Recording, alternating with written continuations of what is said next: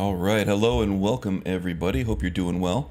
I did have a comment on the last stream's archive that somebody missed the music in the background. So let me see if I can turn that on here real quick. Oh, let's see. What is the media source for that? How's it going, by the way? We have nobody in dungeons. We got a reef. Some of the usual suspects out there. Nobody says wow. I'm hoping that's a good wow. Did you check out the demos for Solasta and another RPG I am blanking on right now? Gothic Remake. I did hear a brief mention about Gothic Remake on one of the game news podcasts that I listened to. So let's actually take a look, shall we? Let's see, what was that? Solasta. That one I have not seen. Was it Crown of the Magister?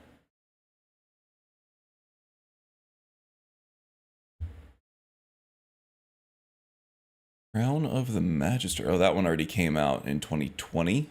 So there's a new one. Solasta 2, I guess. Watch the trailer. And there is a demo for it. Cool.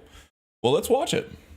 Currently working on a tabletop RPG. It's my first D6 system. Oh, you're designing the whole game? Damn, dude.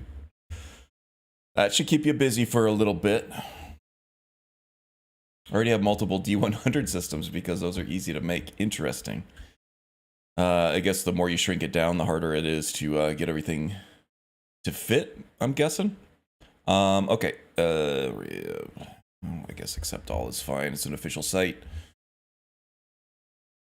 Let's see what this is all about. Oh, this is a CRPG? Oh, let me turn that down really loud. Fancy seeing you here. Welcome to Torwen. Who's this Jabori you're so worried about? Oh yeah, total CRPG. Yeah, or not Diablo, Baldur's Gate 3 vibes for sure. Look. Swimming under the bridge. Careful, I heard something. Is this a D&D rule set? These 6 systems are easy, just retool power the apocalypse. Who feels Just like designing the rule system and pump them out in a month. Perhaps we can help each other. Don't bother us. We don't bother you. Are you Jabori? Can you help me?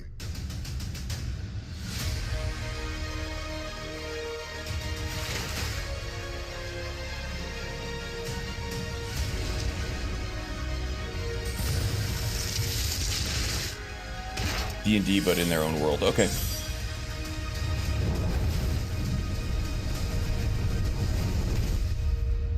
Dang. It does look cool. I typically will bounce off of CRPGs. If I don't have some, like, kind of engaging real-time combat, I kind of lose interest. I guess I have a teenage brain like that. And always have. But I have been playing Baldur's Gate 3 lately, and it has stuck for me so far, and I am motivated to play more. So hopefully with the, updated graphics and, the cinematic, like, quality of Baldur's Gate 3, if that translates to other CRPGs, I might go on a little CRPG run. I might have a CRPG awakening, Hey, there's Silent Echo. Welcome, buddy. Let's see. It was Silent Echo, I think, that commented on the missing music. Oh, here we go. There we go. Let me know if the music is drowning out my voice a little bit.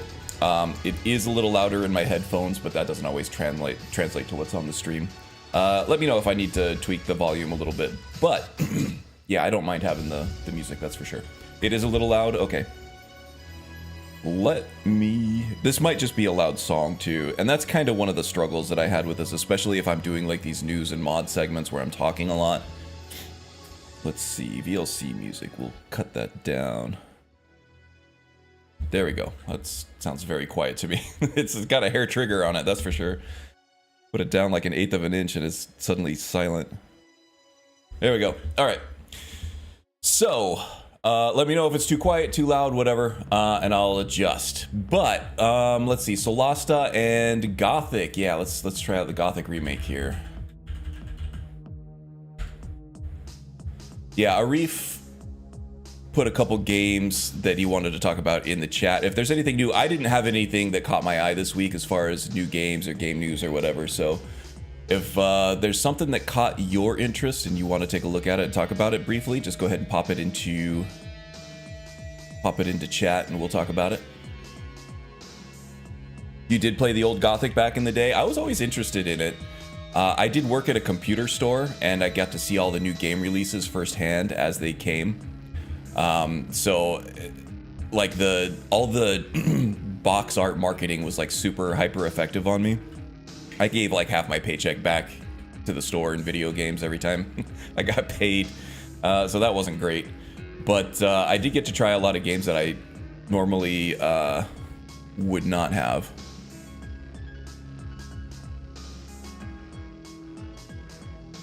A lot of cookies on these official sites here. Let's go ahead and watch this on YouTube, huh? And Gothic was one of them that I was always interested in. I never really picked up.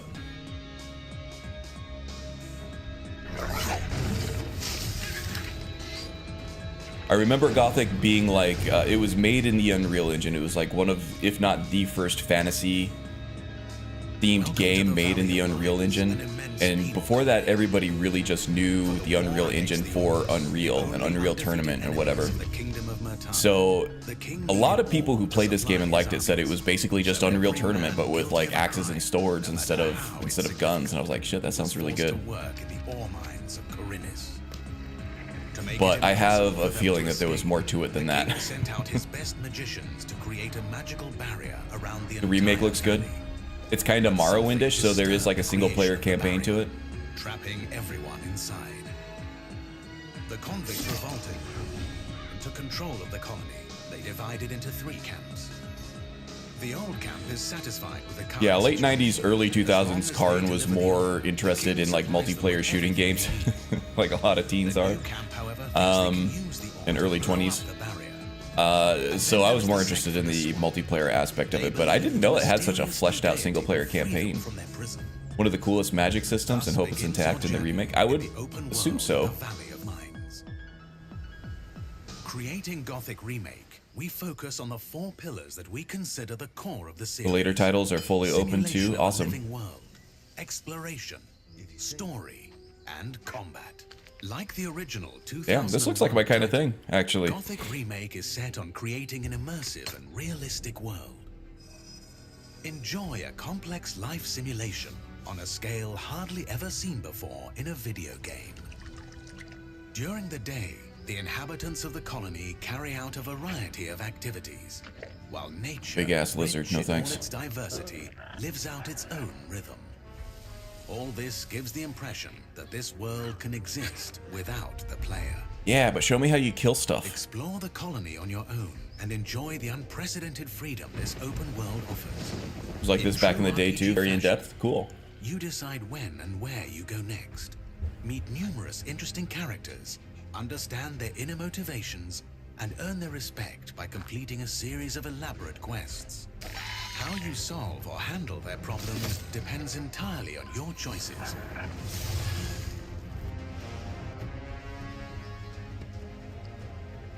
We're aware that when creating Skyrim a before remake of Skyrim? a beloved Yeah, title, maybe. it is hard to live up to the expectations of its long-term fans. However, we feel there is room to Have develop I the watched? No, experience I've further sworn off those things, by man. telling It's all new just rage stories from bait. the I'm done with the rage bait. and I'm so expanding done on with those rage that bait. diehard fans have known for more than 2 decades. I did make the comment back when the We are first, also focusing our attention on enhancing yeah, key well, they'll aspects take of like gameplay, the such as same thing diverse happened with NPC Starfield. routines Same and things reactions, happened with Skyrim. complex They do it for crafting, every game, every new game. rewarding There's a lot of new character game progression. hatred out there. And what they'll do is they'll take the worst part of the new game and then splice it up with the best parts of the old game and then say, look, this is why old games were better, and they just completely ignore all the good stuff from the old or from the new games and all the bad stuff from the old games, and it's just it's just inflammatory. I got enough got enough shit to be stressed about in my life that new games versus old games isn't one of them.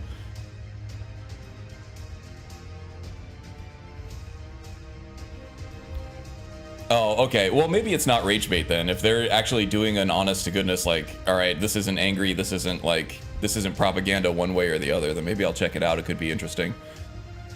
But it's just, I'm so done with all the new game rage out there. I can't handle it.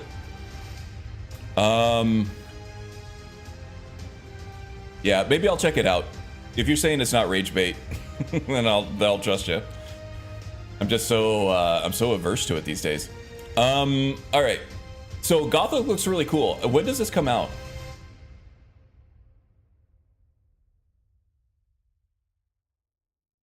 $221. There's a demo out. So that was yesterday. Shit, man. That's awesome.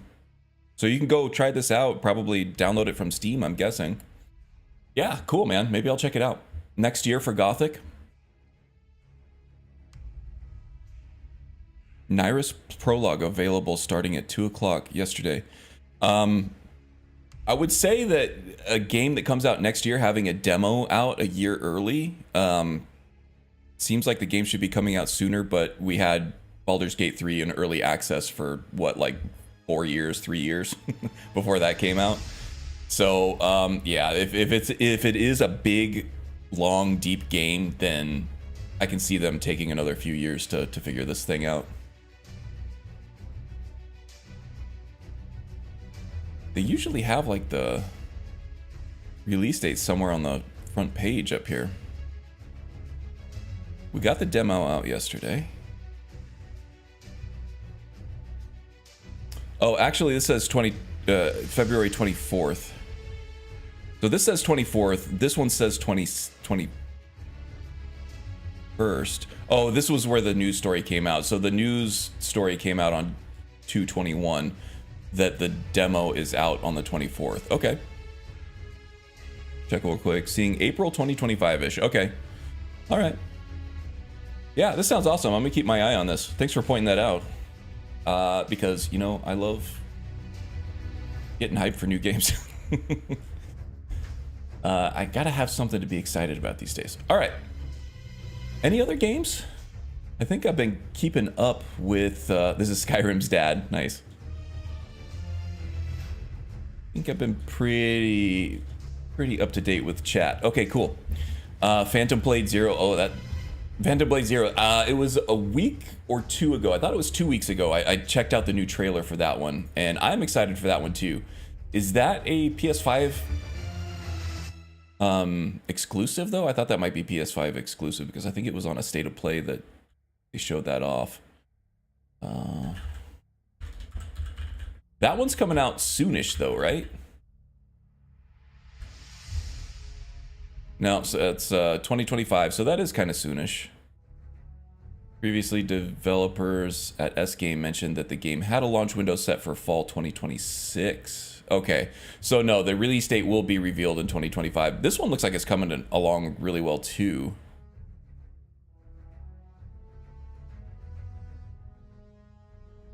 Ah, damn.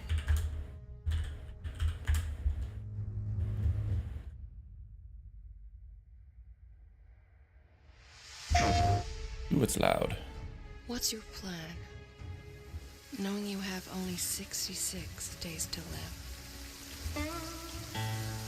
I think PS5 exclusive. Yeah, so it might come to PC at some point. Probably will come to PC at some point, depending on the developer. Hey, there's Panic Monk. Welcome, welcome, buddy. Just run away. Graphics look cool.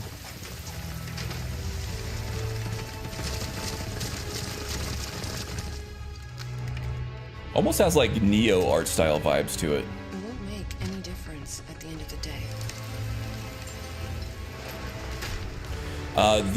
There was a boss fight that I showed off a few weeks ago of this game, and it was the marionettes with all the puppets kind of fighting in unison. That looked cool as hell. And it's like, I wonder how they do that, because there must be some serious programming behind how like each one of the puppets were able to fight separately, but then as the music like kicked up, they would come back together and fight in unison as like one character. Ah, so much creativity. Let you live? What secret did you sell him? Yeah, I'm looking forward to this one too. Running in the rain, that's not, yeah, it's an easy way to pneumonia, isn't it? This almost looks like a Batman Arkham game combat system, which isn't bad. It's not great, right? It's good the first couple times through, and then it kind of, you start to feel the lack of depth. But these boss fights look insanely good. New Lies of P, yeah, I covered that one last week, I think. DLC for it. Backstabs, gotta love it. One last toast, and we're all done. This one's coming out of, is it Korea? Is this a Korean game? Or is this another Chinese one?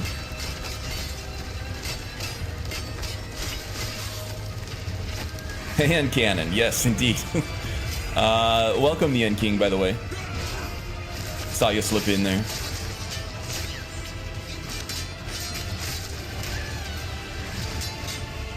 Yeah, I guess my main concern about this is it looks like there's a lot going on in combat, right? But what I'm guessing is that the gameplay for the combat is much more simplified than it looks. Otherwise, it's just going to be, you know, you're going to be hitting buttons all over the place on your controller like this the whole time. And nobody can play that. No normal person can actually play that with reasonable expectations, right? So this has to be much more simple than it actually looks. So that's why I'm getting like the Batman Arkham vibes from it, where you have like a defense button that's very, like a very lenient parry, maybe a dodge button, and then a couple different attacks.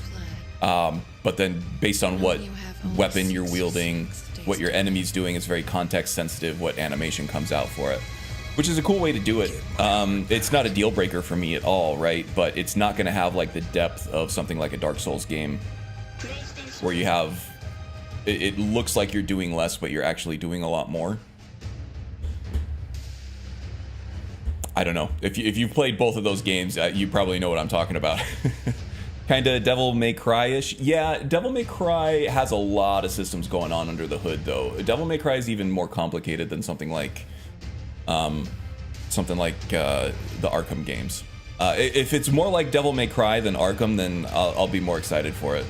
But this looks good regardless. Maybe it will be like God Hand. I have not played God Hand, and I know I just instantly lost some gamer cred, but I'm looking forward to playing that at some point. I just haven't gotten there yet. They need to re-release that. Capcom needs to...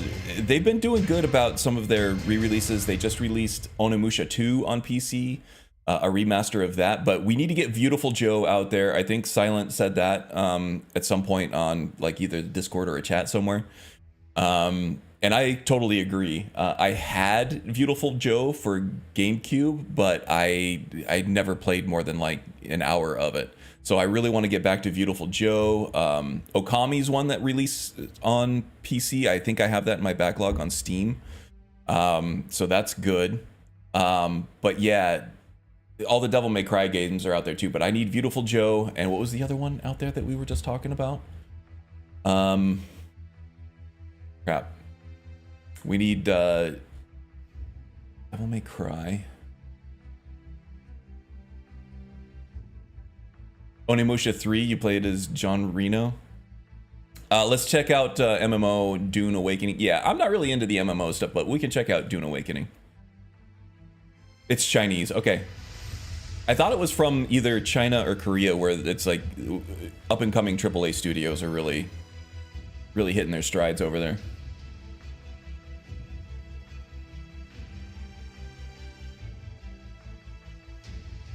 Sekiro and Nioh have changed the look of games set in Japan for the better. I like Japanese set games. Good stuff. What was that other one? God Hand. Yes, so God Hand needs a re-release too. These diamonds in the rough that haven't hit mainstream audiences yet in modern gaming markets, I think could do really well. Get them out there, you know? Get them out there. Let the newer audiences play it. Let it breathe new life into the IP, and maybe we get a new game at some point. Yeah, if they put a God Hand out on Steam, like a remaster of God Hand out there, I'd pick that. Would be like a day one purchase for me, because it's got such like it's got such cred amongst like old school gamers, and it's one of those games that I know that I would like. I just haven't been able to play it. That being said, I do have a PlayStation 3 that has the backwards compatibility chipset to it, where it has the actual PS2 and PS1 hardware built in. The disk drive on it is having some issues, so I got to replace that, and that's kind of not the easiest thing in the world to do since it's like coupled with the motherboard. But it is possible, so that's going to be a project for me at some point, and then I can definitely play that. Hey, there's Haster. Welcome, welcome. I played Onimusha 1 all the way through. I haven't played Onimusha 2 or 3. And I did really like Onimusha 1. My first thought is automatic triggers. For example, sprinting into a wall lets you run up. Yeah, something like that. Hey, there's Lil Vixie. Welcome, welcome. Hope you're doing well, friend. Enjoying the weather out there. It's absolutely been beautiful this last week or so in the Valley of the Sun out here. Soak it up. All right. Where were we? Oh yeah, Dune. Dune Awakening, I think it's called. Yes, let's check out Dune Awakening for Arif.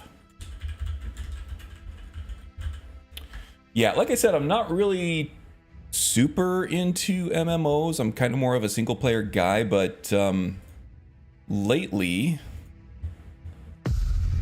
I've been getting into more multiplayer stuff. I'm not completely averse to it, and there's been some really good looking stuff on the way out. I do like the newer Dune movies.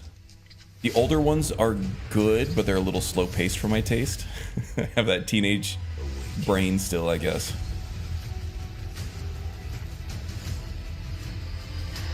Definitely some interesting science fiction in the original ones. More so than the new ones, I think. The new ones are just easier to watch.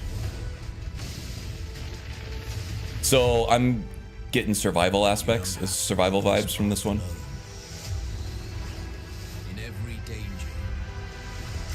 PS2 is the GOAT. It's hard to argue. There's some really great stuff came out in the PS2 era. Yeah, this is looking like Enshrouded, the Doom mod.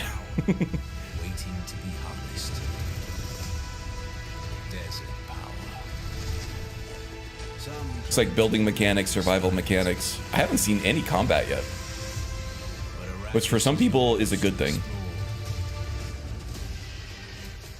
This is basically be sci-fi Conan Exiles. Okay. I see ya. So lots of dongs. Dongs everywhere. But there are forces beyond even like those helicopters they have, like Wasp. Yeah, those are kind of cool. Like it's hard to wrap your head around the physics of something like that, but I'm sure the original writer went into depth about how the science of something like that would work. These legendary sci-fi writers, I'm blanking on the name of the Dune writer, but they never skimp on world building, and they'll deep dive into the science of things in their science fiction, which is what makes them great, really.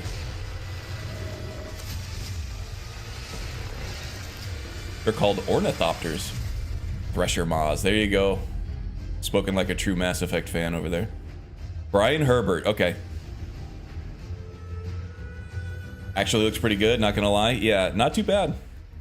I have recently tried to play some of these survival and building games. I was into Shrouded for about a week, and I kind of bounced off it a little bit. I need more of that instant gratification. I'm ashamed of my attention span lately, but yeah, I need to fight something and get stronger, and then fight something again and get stronger, and then build my character. Original Dune movies are good because nostalgia, I think. The current ones I feel are better made and certainly better paced, though I wasn't a huge fan of Harken and Look. Okay. Well, I like Enshrouded. I need to get back into it. Yeah. It's gotten a pretty good following. A lot of people are really liking it. For me, I'm a controller player, and the building part of it just didn't... It was very finicky with a controller. So it's like at that point I either switch to a keyboard and mouse, or I try to focus on the combat, but so much of the game, at least in the first part of it, was like, okay, now build this, okay, now build this and gather this. which is cool for some people. For me, I needed to see more progression, I guess, faster. And since the building was such a big part of it, the controls just, I don't know, I found them a little bit aggravating. Play 80% of all games with a controller? Yeah, me too. But I have been playing Baldur's Gate 3, and I've been playing that with mouse and keyboard. Just for CRPGs, more of a point-and-click turn-based thing. It's kind of a no-brainer to play it with a keyboard instead of a controller. Gonna lurk a bit. No problem, Joe. If AA were smarter, healthier company, they could have had a Mass Effect MMO. They did have a very well-received multiplayer component to... was it Mass Effect 3, I think? But they didn't market it really well, so it didn't get a huge uptake, but apparently it was really good. But again, that's more like action multiplayer than it is MMO. Don't take my Mass Effect and give AI ideas. Let it stay single player. I'm kind of in the same boat. Yeah, let's see. Hopefully, though, they can right the ship with Mass Effect, because I thought Veilguard was really good. It reviewed really well. It didn't sell very well. Hopefully, Mass Effect goes back to the more gritty adult nature of things, and maybe that's what people want. I don't know if that was the missing ingredient or not, but there's still obviously some good stuff to come out of that studio. So I'm hoping they don't go away. I'm rooting for Mass Effect. Okay, let's see. Mods, here we go. Yeah, so there were a few new mods that caught my eye on the Nexus for Skyrim. This one is the Master Thief Armor Set. I saw this earlier in the week, and then some people posted it in my Discord there, so obviously this had some uptake to it. Pretty good looking set, I gotta say. So this, you can either get this as a standalone from Thief 4. I don't know. I never played Thief 4. I don't think that the mod author mentioned Thief 4 anywhere around here. But it does kind of have that vibe, doesn't it? One of the Thief games. As far as I know, it's an original set. But I don't know where she grabbed this stuff from, if she did. But they look great. You can get this either as a standalone. You can craft it at the Skyforge to get it. Or you can download an optional plugin that makes this a replacer for the vanilla Thieves Guild armor. So we have brown variants, black variants. I think they all look good. I think there's even a green variant. I think this one is the green variant, just the lighting on it kind of makes it a little harder to see. Male and female models, both. One thing, Malderoth posted a screenshot of his beefy orc character wearing this, and it looked a little funny. It looked a little bit funny, and I think it's this belt here that's just a little too beefy, and it doesn't have a beefy pauldron to kind of balance it out. His orc looked a little chubby. It was just, I think his midsection was way too wide, and his pecs were just a little too beefy, so he just looked like a chunky boy. Which might be what you're going for on your character look, like the Sony Santa Monica Thor model or something.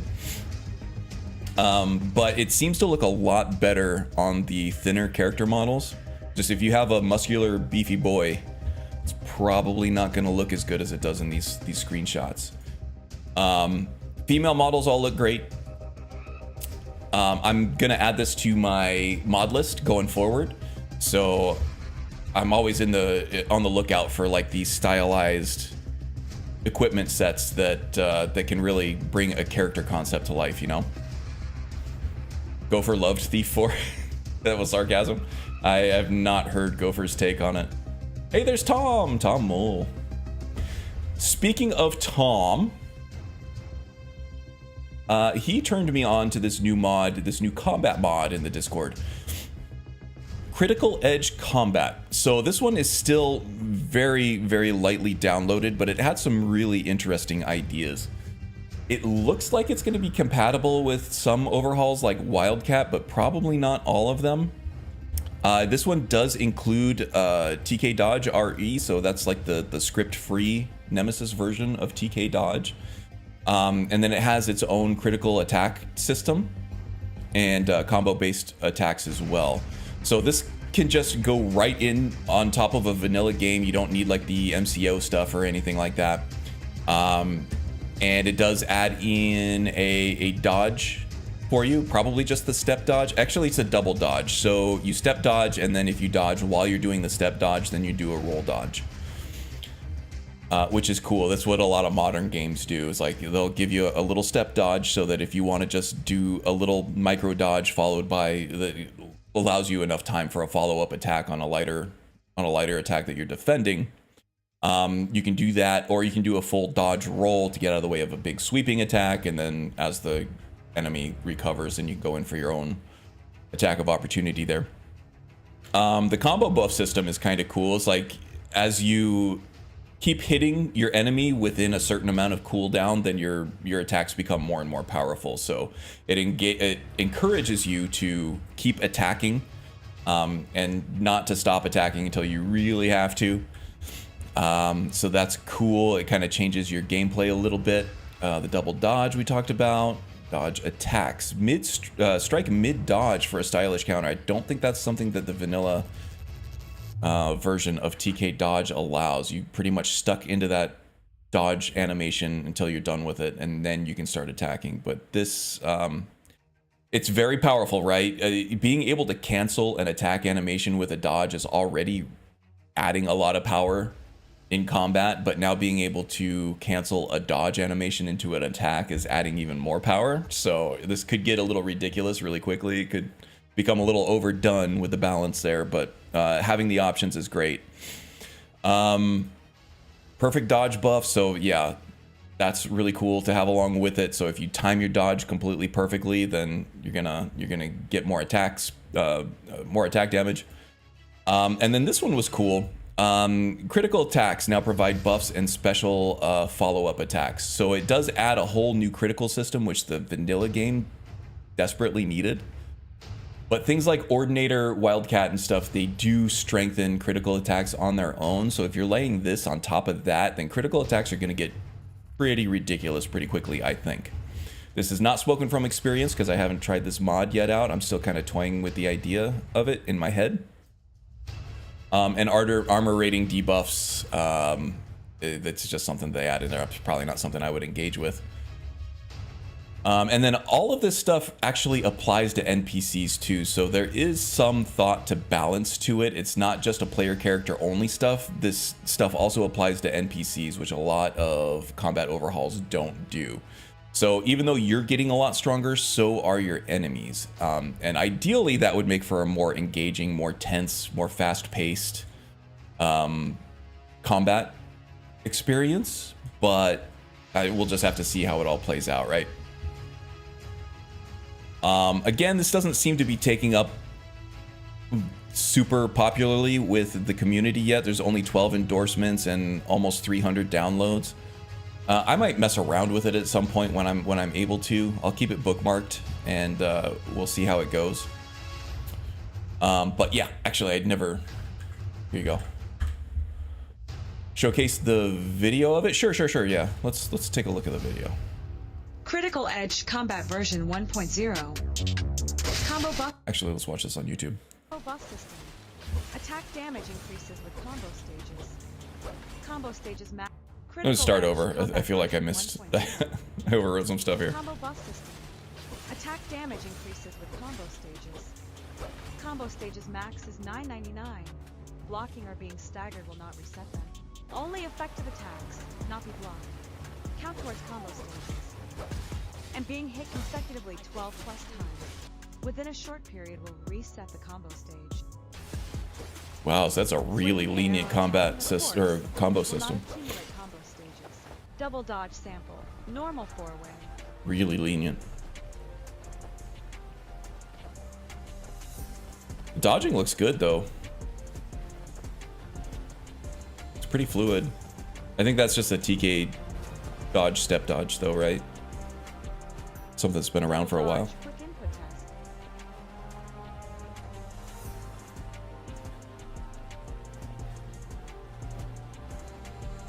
Yeah, so one short dodge followed by a longer dodge. Nice having some more agency over how far you dodge, though. Roll dodge and step dodge coexist. Dodge key is step dodge. Spacebar is roll dodge. The Nemesis could wear that, the Master Thief armor. Yeah, he would look good in that. Critical hit rate plus 0, 100% slash 3s. Critical damage plus 0, 600% slash 3s. Attack speed up to plus 0, 45% slash SXS. Adjustable MC. Dodge attack mechanism. After What do you think they use for hair dye in Skyrim? Is it made from troll? Probably troll fat, spider venom, snowberries. Depends on the animation annotations. On the Couch Warrior channel, one of his characters, Vander, uses a lot of hair dye. And he and the Ranger Robard had a conversation about what ingredients work best. 30% critical rate buff. Unlock a special attack. Crossmark effect depends on your OAR and animation pack settings. Yeah, that's cool as hell. It does require OAR. Crossmark effect depends on your OAR and animation pack settings. Which might be a deal breaker for some people.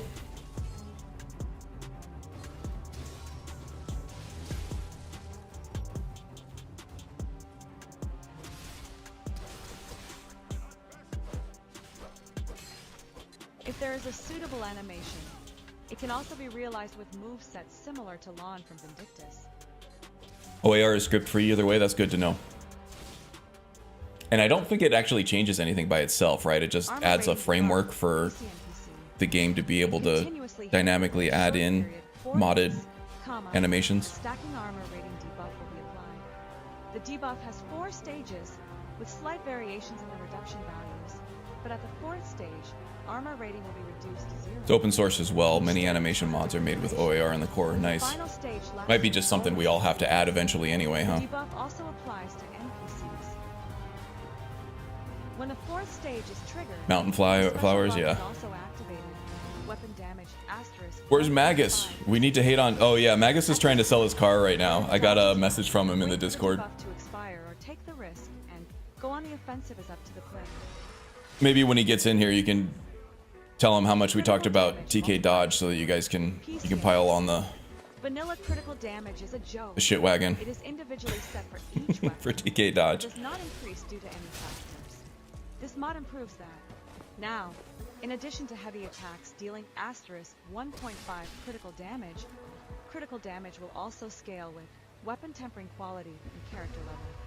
For every 10 character levels, the critical damage multiplier increases, supporting up to level 300, which should be more than enough. It should definitely more than enough, especially if you're running this with the Ordinator.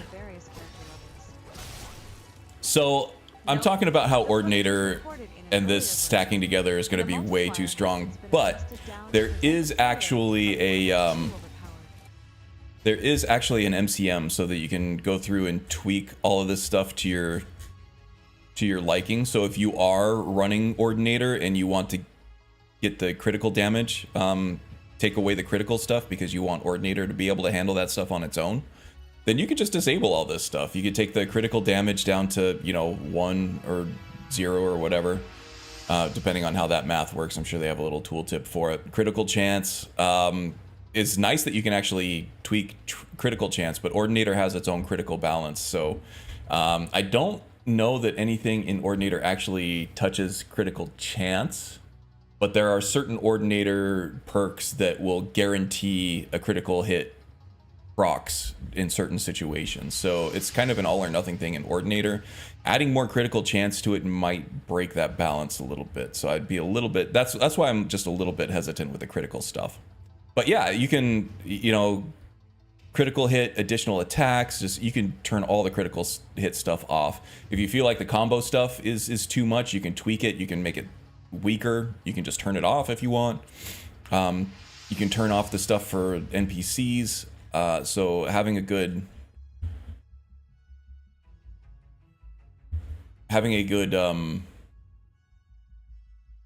what was I gonna say?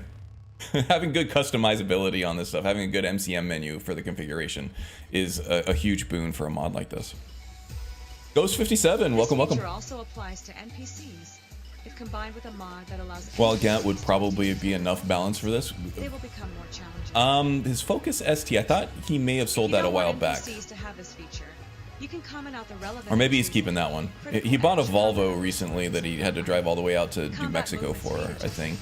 PC NPC. Vanilla combat movement is I could be mistaken. I'm not sure which one this one is. He didn't elaborate. Hey, there's Magus. reduced during combat, but Skyrim doesn't emphasize. We were just talking about you, how you're trying to sell your car. Introduces a new feature. When weapons are drawn and a hostile target is TK Dodge was mentioned. Yes. sprint speed remains unaffected. This combat overhaul that Tom posted in the Discord makes heavy use of TK This Dodge. feature also applies to NPCs. Otherwise, it wouldn't make much sense. Sold the Volvo, not the Final 70 feature. V70R. That'll be spring or early somewhere, I think. Okay.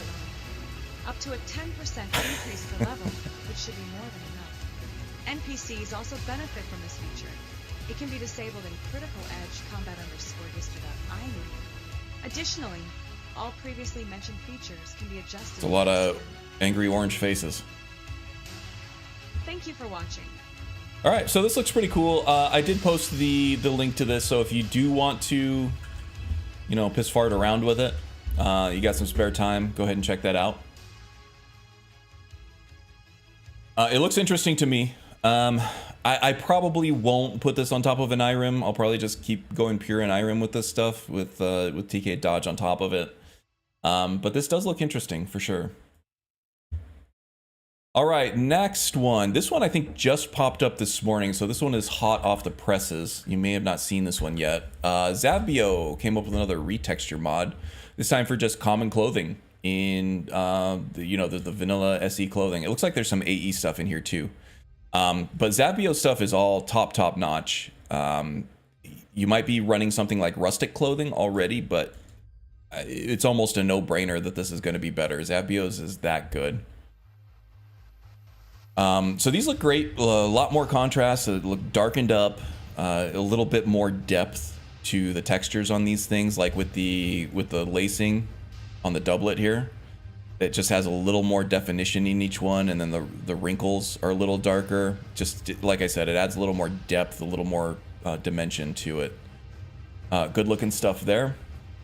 And it looks like he has stuff for pretty much every clothing item in the game. Got the noble clothes, emperor's clothes, noble embroidered garment. I think this is an AE edition, or it's a DLC thing. This one's vanilla.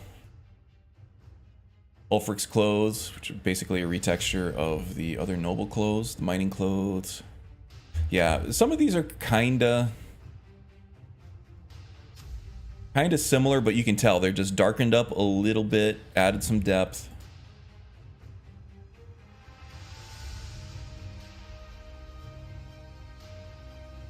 Barkeep's clothes, the blacksmith's clothes. These actually look a lot better. Darkened them up, made them look a little less gray, a little less brown, and made them look a little more black. The mourner's clothes. So common clothes, oh geez, he even did the execution hood. That's amazing.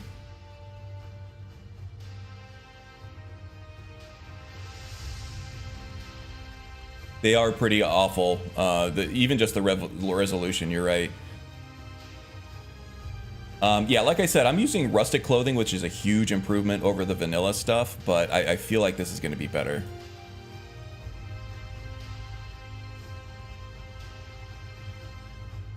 The Dragonborn DLC stuff, the Alakir stuff. Sheo Gorath even got some love, and it looks like it's also even touching the AE stuff as well, because this is the bosun clothes. These are really good additions that happened in AE, getting kind of the sailor and the captain stuff. These worked really well with my agent build when I was playing that on the vanilla game. Or my PS5 version. I guess it's not technically vanilla because it does have like all the DLC and stuff to it. And the full AE upgrade. So yeah, it's good that he touched all this stuff.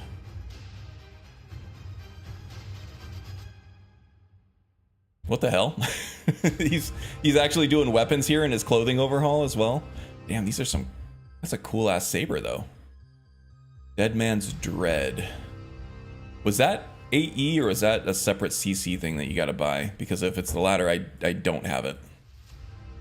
Cool looking sword though. Barmaid stuff. And I think I'm just cycling through all the crap again.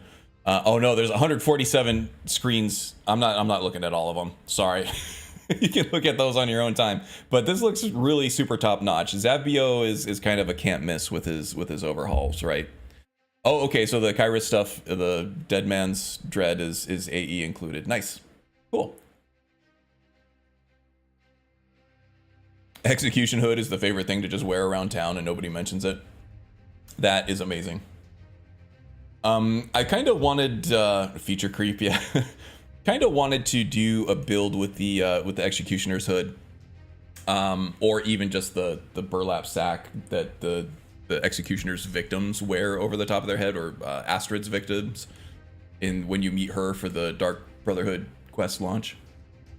I just never got around to fleshing that out, but it would be cool to have a character running around with that thing.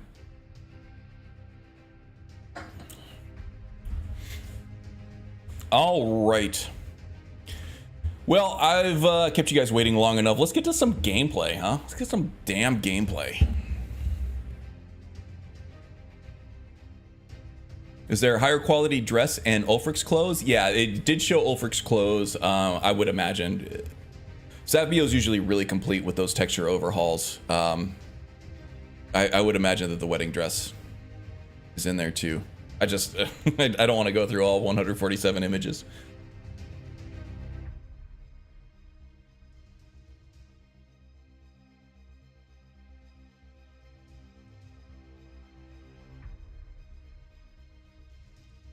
.6 gigabyte file size.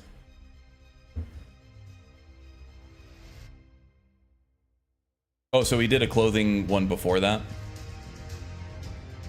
The clothing, the robes, everything.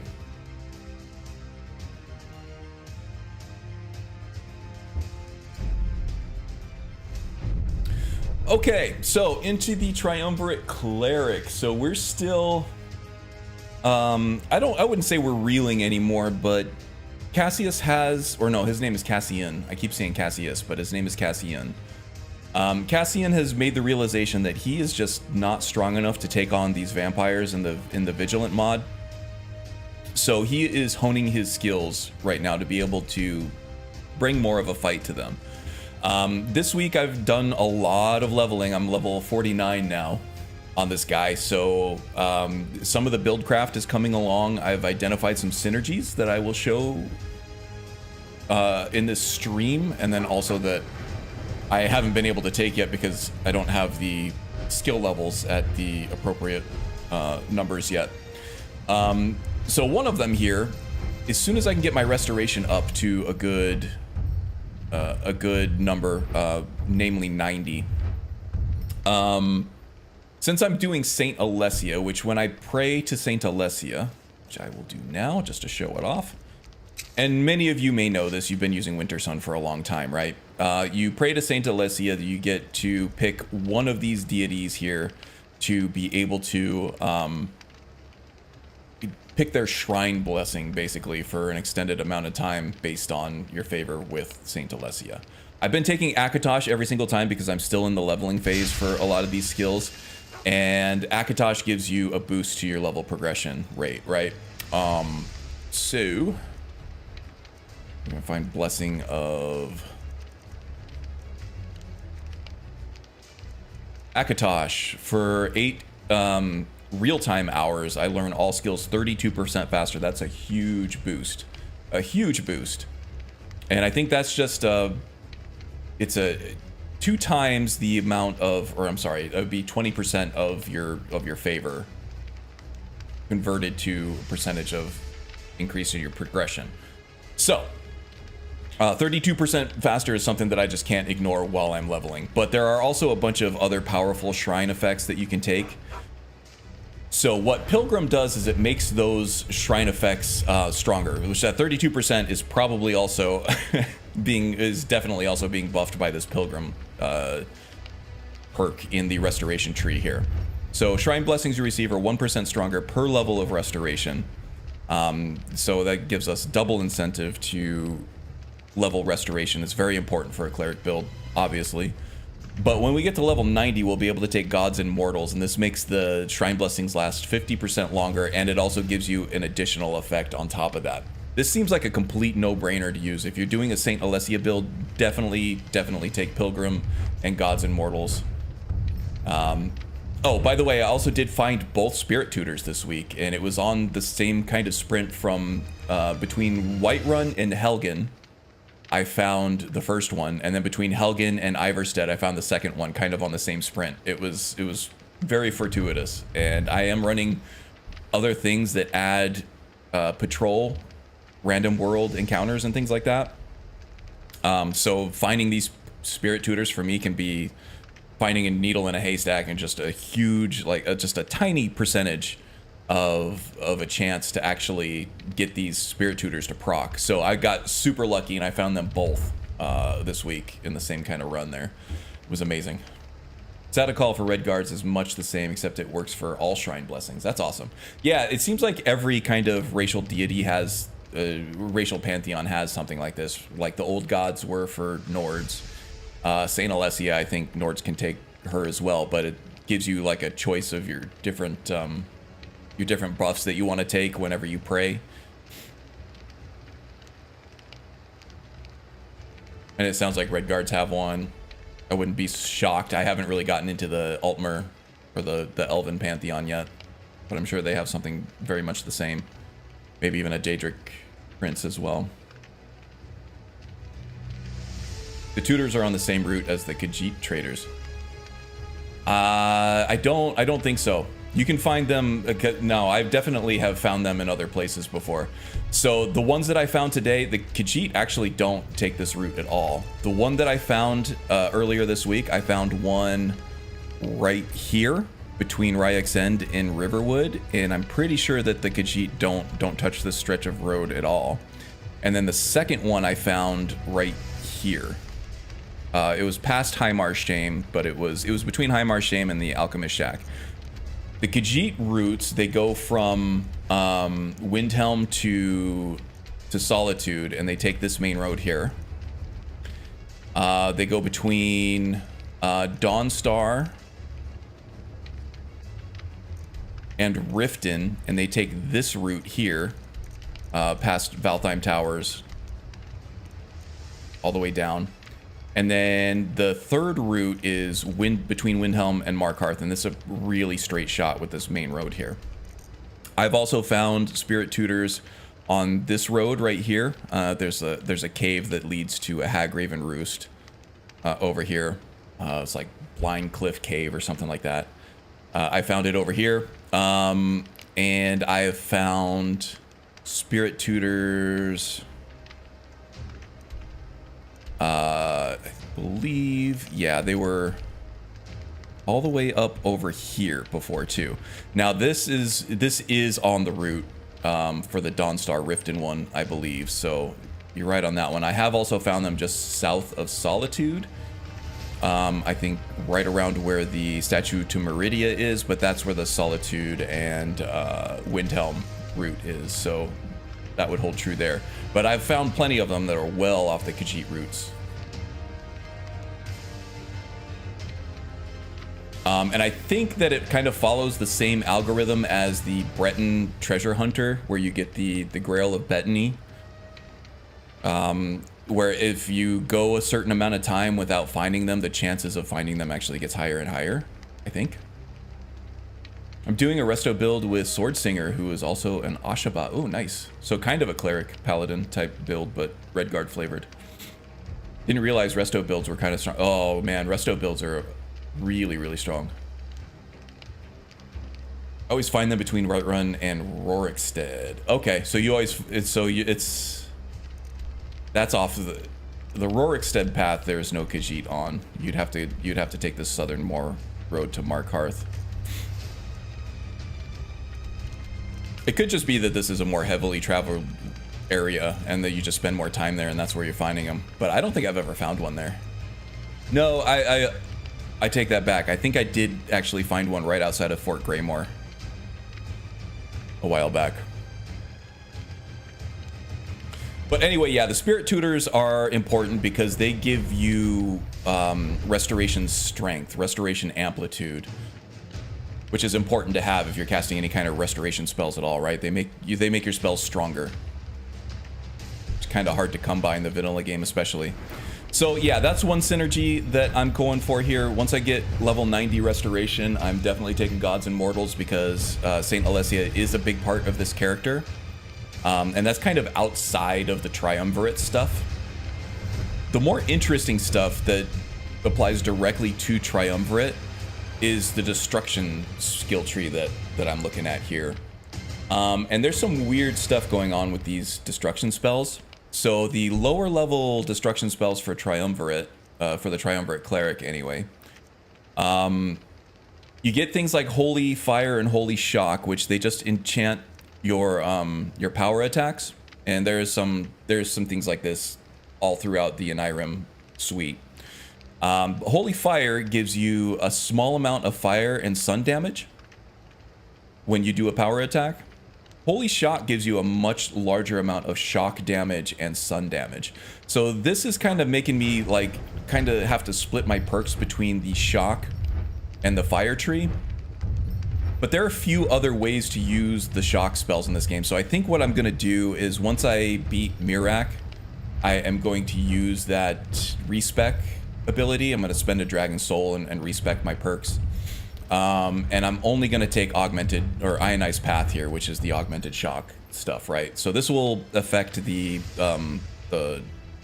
power attack enchantment.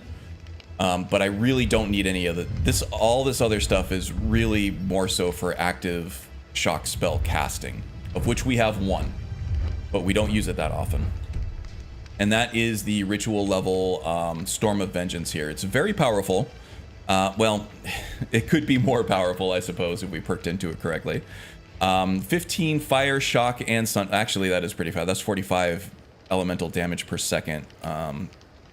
And more to undead for sure. For 30 seconds, so it does last quite a long time. My issue with this is that it's a ritual spell, so it takes a little bit of time, and you have to cover yourself while you're casting the spell and after you recover from the spell, because you're going to be vulnerable the entire time you're casting. That's just how ritual spells are. There is a perk that you can take in the alteration skill tree, but this guy is not an alteration mage. Let's see, it's called Ritualist. It allows you to move around while you're casting the spell, and I think that the newer versions of Summer Mist also have a similar enchantment to this. I think. I might be wrong. So that does help. And there are also definitely enchantments in Summer Mist that reduce the damage you take while you're casting a spell, which I will be putting on my stuff as soon as I get my everything leveled up enough to be able to start enchanting my gear, which I should have probably already started doing, but I haven't needed it, so that's good. The other problem I have with this is that its range is actually quite small. I think that it doesn't cover the same area as something like Firestorm or Blizzard does. So it's more of a concentrated area of effect, which when you're taking that long to cast the spell, your enemies are going all over the place. The allies that you have are chasing enemies all over the place. It's really hard to get them to stay in one spot. You could do something like Tumble Magnet, where it pulls everybody in to the center, and then you can cast this in the middle of it, or vice versa, cast this and then do a Tumble Magnet right in the middle. But again, that's an alteration spell, and we're not an alteration mage, so that kind of makes things a little harder there. So I don't see myself using this a whole bunch. It's also very costly at 231 magicka at the moment. As I level up destruction and get some more enchanting effects on my gear, that will come down significantly. But yeah, it's kind of tough. It's powerful, but it doesn't have a lot of range, and it's very cumbersome to actually cast in combat, right? That is the only shock spell that I'm casting manually, and for this shock subtree in Ordinator, it really wants you to cast multiple shock spells quickly, right? So I'm going to take these perks and I'm going to use them somewhere else. I'm going to cap this out at just making the shock stuff stronger. That will affect both that power attack enchantment and the ritual spell when I want to use it. So there are shock spells, there are fire spells, which are much more usable. And there are also raw power spells. So Consecrated Ground is that's another destruction spell here. This one gives you a huge area of effect of both fire and stun damage for 30 seconds. I have this hooked up to Okado's Recital because it is a self-cast spell that centers on you. So you can hook this up to Okado's Recital. And this is great because it does give you a burning effect that will proc a lot of these flame perks, a lot of these pyromancer perks. So this gives you a baseline just burning effect for a full 30 seconds in combat. And then while you're doing that, you can be casting Solar Ray on folks. This one right here, which is a concentration ray spell. It doesn't do a lot of damage, but it is going to proc all of those pyromancy spells, or all those pyromancy perks, while they're affected by Consecrated Ground. So often I find myself using Alteration even if I don't put points into it, because flesh spells are useful early game for extra armor rating, and Okado's Recital is just the GOAT. Absolutely, and I'm using Okado's, obviously. I'm not casting any spells manually from that. Yeah, that's great. I use that if I'm having trouble early game, and especially with survivability, being able to freely cast Ebony Flesh is a good way to just give yourself free defense, right?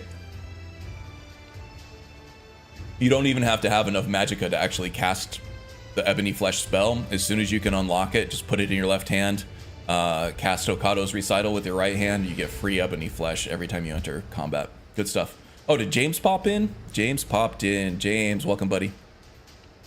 Sorry, I'm going on a tear here with my analysis of my different perks and stuff here, but this is kind of what this channel is all about, right? Is the tactical and the strategical stuff of how to build your characters, right? So another kind of weird outlier here is raw power, and I have discovered that raw power does affect Consecrated Ground, even though Consecrated Ground is definitely an fire elemental spell. For whatever reason, raw power makes it stronger. Consecrated Ground does more damage after I take raw power perks than it did before I took them. So since this is casting every single time, and it's giving me a constant damage over time effect every time I enter combat, automatically through Okado's Recital, I feel like the perk investment in this raw power perk, even though it only works for that spell, is kind of worth it. Yeah, so there's that. That's why I have the raw power stuff, and I'll definitely be putting a third one into that because I do use Consecrated Ground all the time.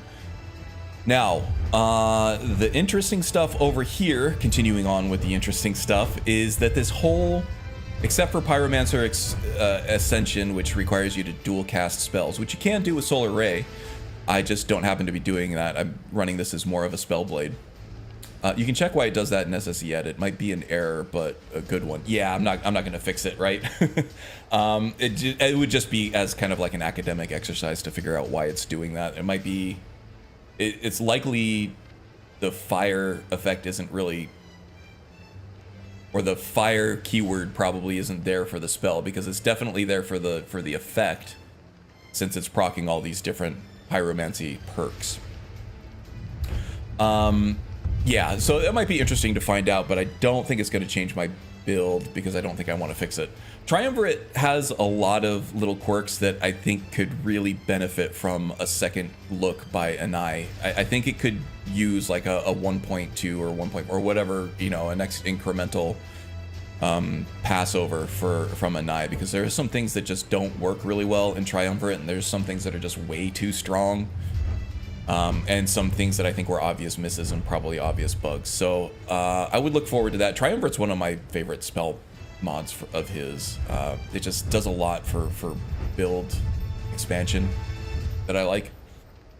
But yeah, so these pyromancy subtree perks in the destruction skill tree here, they a lot of them have to do with getting an enemy being affected by a flame spell and then hitting them with a different spell. Excuse me. So right off the bat, you are getting reduction to fire resistance, which is great. If your only means of offense is fire, then you kind of need to take these. And there's a few of these that also ignite the ground underneath the target for a certain amount of time. If you, like the conflagration here, when you hit somebody with a fire spell, it ignites the ground, does more damage over time on top of the damage over time that you're already getting from consecrated ground and all that. And there are also more effects that if they're affected by burning ground, that you get other things. Flash fire.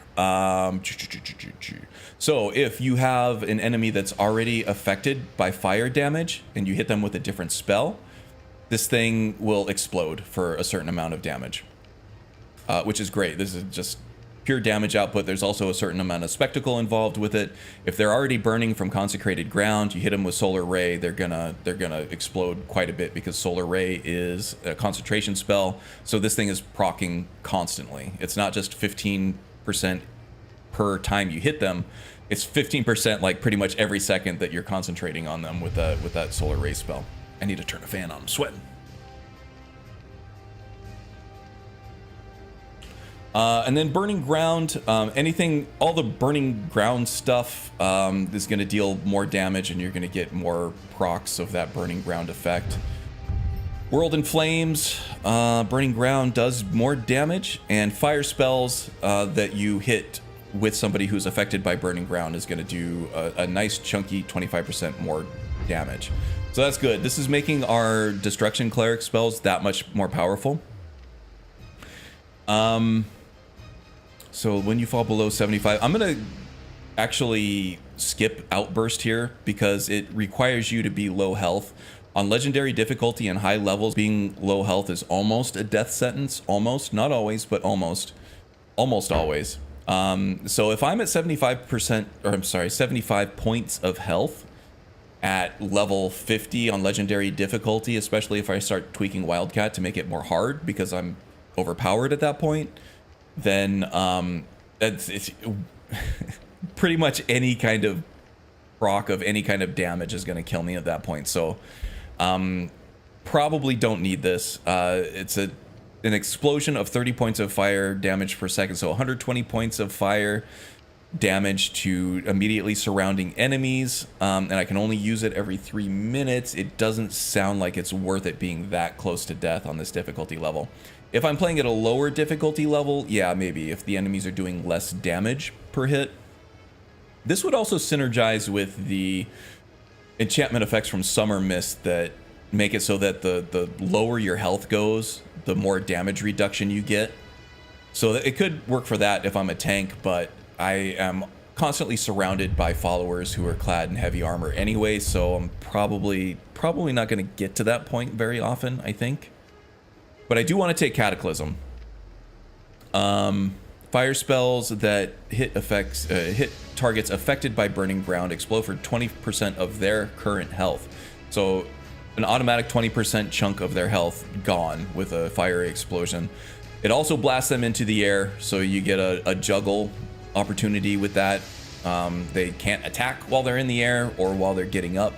So you get a free knockdown, you get a free pop-up, and they also lose magic resistance. So this is a 90 level destruction perk, and you earn every bit of that 90 levels for sure. You get it back in spades.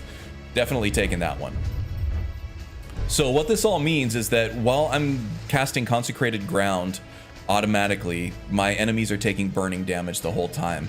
Then I can switch over to Solar Ray, which is a fire spell. I can cause explosions all over the place, and as that's happening, the ground is burning underneath these people that I'm hitting with everything, and as long as they're being affected by that burning ground, I'm doing more damage to them with Solar Ray. So Consecrated Ground, Burning Ground, and Solar Ray, deadly fire combo. This is going to really boost our output, especially against undead because of the sun damage that we're doing. So this is going to be amazing.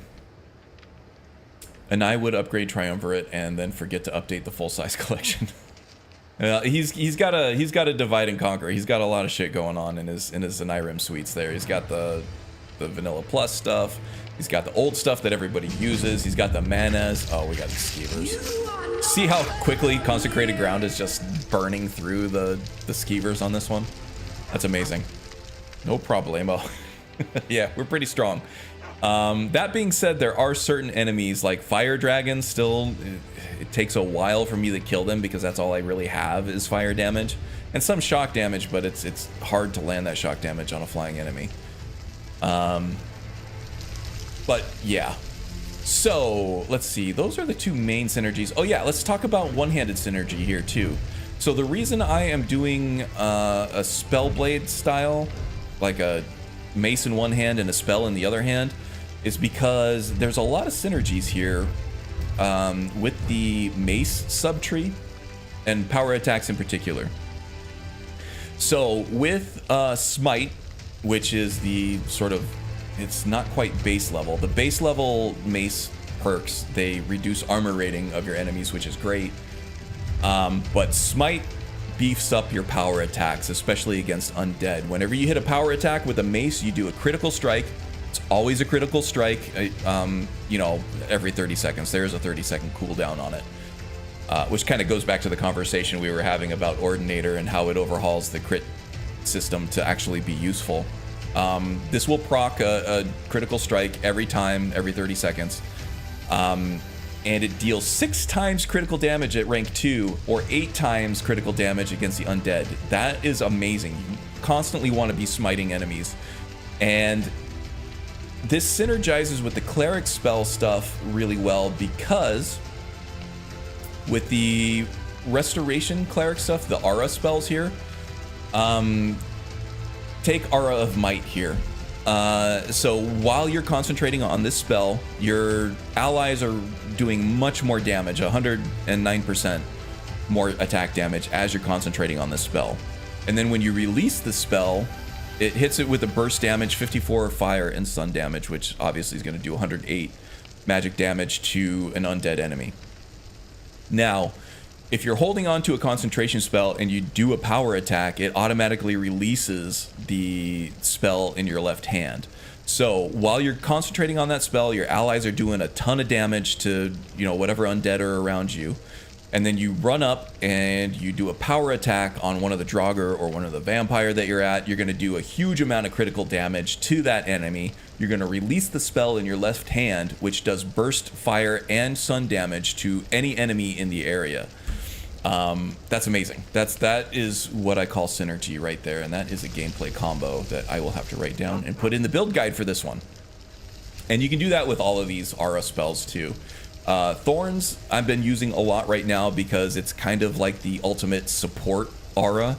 While you're concentrating on this spell, you and your allies are going to reflect as Thorns damage 134 fire and sun damage in melee range. So as long as the enemies are around and in melee range, if they take even just a swipe from a dagger, the enemy that hit them with that one regular damage attack is going to take 137 fire, 137 sun damage immediately as soon as they hit. This has been very powerful, by the way, as long as you're fighting melee enemies, right? And then when you release this, it heals everybody. So you can just tank a bunch of damage as much as you can until you start getting low and then release it. You're going to do all kinds of reflect damage in terms of fire and sun. And it's kind of self-healing whenever you release it. And Vigor is nice too. This actually has a healing effect the whole time that you're concentrating on it. And then when you release, you get 2 full seconds of just complete invulnerability. So this one is a nice defensive one. The only downside of these aura spells is that they take forever to heat up. The casting time on this is ridiculously long, right?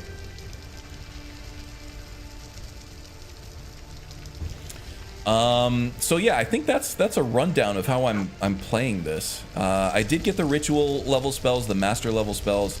The main one for restoration here is mass immortality. It just gives you a massive amount of health regen for everybody in your party. The destruction one we already talked about is Storm of Vengeance. It's kind of hard to use in my experience. And then for illusion, it's Exodus. So everybody except for your followers is kind of like sent to the rapture, right? For a full minute, which is nice. It's kind of situational though. It could be useful for boss fights where boss enemies have like a huge level to them. So all of his minions and stuff will be swooped away to the rapture, and then you can focus on just the boss. But at the end of that 60 seconds, all those minions, all those enemies that got swept away are going to come right back in full force with a vengeance this time, right? So I think that it's more useful to use the, what is it? Exile spell, which is the apprentice level spell with the same effect, except that it is only, it's a single target only. Oh, this has a cap of level 18 on it though, which isn't great. I could probably buff that up. I'm sure that gets buffed up with fortify illusion potions or the strengthen illusion enchantment effect. So that might help. But yeah, it's just the caveat to this is it's okay. You get to clear the battlefield for a full minute, but when that minute is up, it's just you're gonna go right back to the same thing. Maybe this is more like an oh shit spell, just to get all of your enemies away from you for 60 seconds so you can recover. But this is a ritual spell, so it takes several seconds to cast, and you're gonna be vulnerable the whole time. So that makes it kind of less useful for an oh shit button, right? Anyway, so that's a rundown of all my perks and everything and all the spells that I have. Yeah, so let's get into some trouble here. We're doing Dim Hollow. We're looking to hone our vampire killing edge against the Volkihar here as we side with the Dawn Guard. Since the Dawn Guard has been doing this whole vampire hunting thing longer than we have, we could stand to learn some things from them that will help us against the vigilant enemies. A fool like all the rest of them. He fought well there. Jedon and Bresoth were no match for him. Ha! Those two deserved what they got. Their arrogance had become insufferable. All this talk is making me thirsty. Perhaps another vigilant will wander in soon. Okay, is that Tolan that they're talking about? Took out a couple vampires on his way to the afterlife. I have half a mind to tell Lokil of your disloyalty. You wouldn't dare. Now shut up and keep on watch.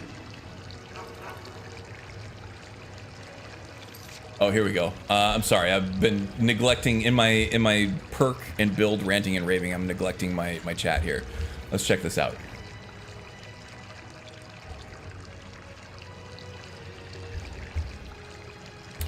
Okay, let me catch up. Sorry about ignoring you guys. Looks like James has some stuff in here.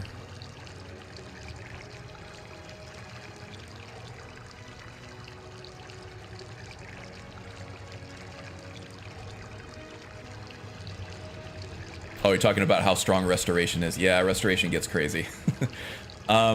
Restoration could easily be the only magic skill that you need in the entire game, because once you get that false light perk, it's doing the damage output for you, especially with like Apocalypse and Odin added in some damaging spells like poison spells and stuff like that in the restoration tree.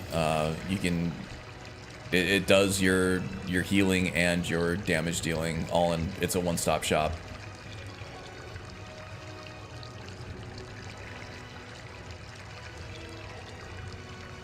Could be grouped from one of the fire perks too. Yeah, it is. Let's see. Retro's middle path going Flameborn neat in conclusion. And I would upgrade Triumvirate and then forget. Yeah, he's got a lot of stuff going on. He's got a lot of stuff. He's got to focus. He's got to pick one thing and focus on it for like several months, and then it's not that he forgets about the other stuff, it's just that it gets neglected for a while because he's one man trying to update a lot of mods. The Apocalypse spell pack. Okay. Flameborn. I've actually been playing an Orc Paladin of Molag Bal the past couple days. Moditis has forced me to restart it today. I'll definitely be watching yours with great interest. Oh, nice. Orc Paladin of Molag Bal, so Dark Knight Vampire? That sounds kind of cool. If this character had alchemy, you could have brewed up a weakness to fire poisons. Yeah, we can't do that. And I can still do that. I'm just not perking into alchemy. I'm definitely going to be using it for some things. Fortify destruction potions, mainly just trying to fortify destruction and fortify one-handed, just because my damage output needs the most help on legendary difficulty, especially at a 0.25% damage outpoint, or just 0.25 damage output, doing a quarter of the damage you would on normal difficulty. The spells and kind of the makeup with all the minions and the allies and stuff that I have means that the survivability is actually pretty good unless the enemy's focused on me solely. So then it's the damage output that really needs to be goosed. So Fortify Destruction, Fortify One Hand is probably what I'm going to be focusing on with Alchemy. But yes, you can do Weakness to Fire. What I was going to do is put Weakness to Fire on the followers' weapons as enchantments. That'll help a little bit, at least. There's only so high I can go with that effect, though, without any kind of perk investment in enchanting, or without strong potions of Fortify enchanting to help buff that. You planning to use Stendarr's Aura to go along with Consecrated Ground? I could. I really kind of want to focus on the Cleric spells as much as possible to figure out gameplay synergies and gameplay loops and things like that I can use just using the Cleric spells. But Stendarr's Aura sounds like kind of just a no-brainer to use on Okado's Recital. It's nothing but a benefit, right? And I do have plenty of slots in Okado's Recital because I think I only have Consecrated Ground on it right now. So I could use it. My main complaint about Stendarr's Aura is it's a lot of screen pollution. If you're playing in first person or third person, it just takes up a lot of the screen, and it makes it hard for you to see what you're doing or where you're going. So I'll have to play around with that. It's definitely a good call, but in practice, it kind of makes things difficult. Aura of Thorns is amazing with Mara worshipping builds. Your followers are basically indestructible. That's awesome. Mara worshipping builds. I don't know what Mara does. I can take her Shrine Blessing, though, because I'm St. Alessia. That might be something to play with. Infernal Flows. Yes, that does goes out and kind of just has the lava on the ground. That does just constant burn spells as long as the enemies are walking on it. That could go well. Again, I'm trying to focus on the Triumvirate Cleric stuff for the Triumvirate Cleric build, right? I mean, we could just go straight Pyromancer and just forsake all the Cleric stuff altogether and just roleplay that he's a Cleric, but I really want to focus on the Cleric spells. Because this is going to be a build guide at some point, right? Do you want me to make you one with the Mace's enchant with custom? Ah, okay. Magus being helpful. Tolan is dead. No big surprise. But taking out 2 vampires, though. He's tougher than we all thought.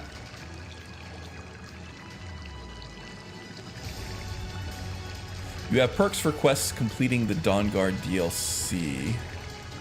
Gives you and nearby allies armor rating and 10% magic resistance. Really? I don't remember those. It's just like hidden passive effects that you get for completing Dawnguard DLC. Boosted armor rating and 10% magic resistance. I'll take it. Hey, there's Icarus. Welcome, buddy. Icarus just came out with his Bog Witch. Well, episode 3 of the Bog Witch character. I haven't watched it yet. I put it on my watch later. I'll watch it later today. But if you liked my Druid build, there's a lot of overlap between his Bog Witch and my Druid build. So if you want to see some of that stuff in action, I would highly suggest going over to his channel giving his Bog Witch a watch. He's also playing an Ashaba. I think there was some. I think Silent said he was playing an Ashaba currently as well. And you know, I'm a fan of a warrior build, and so I'm happy to see Icarus's Ashaba kind of trying to come into his own. He was struggling with the build a little bit. He was having an issue with survivability more than anything, I think, but he's starting to come into his own, getting a feel for the character, which I like to see. Inspired by Karn, there you go. I like to think I inspire somebody. As much as I can inspire somebody just playing a video game. Feels good, man. Fire damage is fire damage is great, and it's fun. There's no lack of spectacle with a pyromancer, that's for sure. Hey, thanks for the shout out on that, Magus.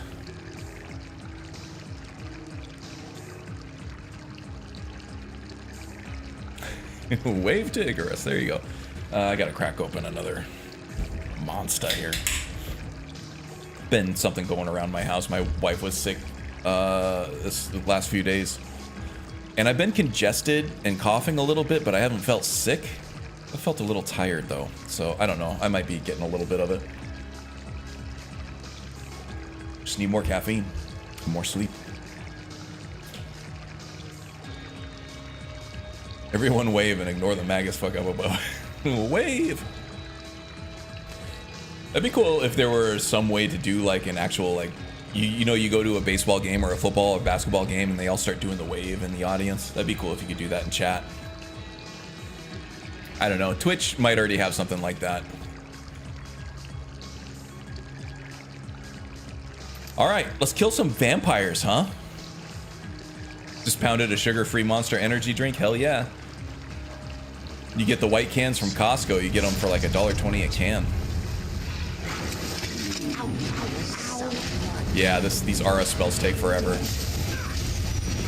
Yeah, see, he attacked the Death Hound there, attacked the Spirit Guardian, died instantly. All right. Switch to Greater Ward.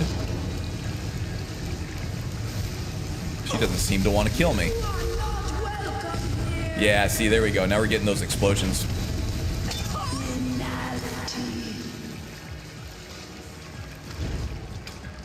These guys go down a lot easier than the vigilant vampires, that's for sure.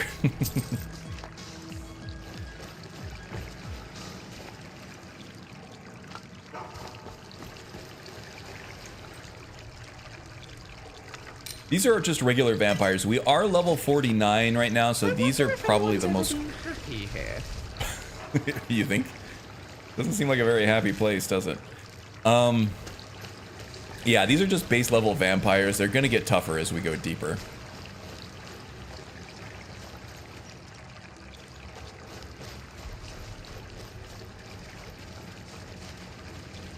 Plan on streaming Settlers of Catan Tuesday, Wednesday with my friends at 10 p.m. to midnight. So if anyone's looking for a late night stream, would likely be entertained. Okay.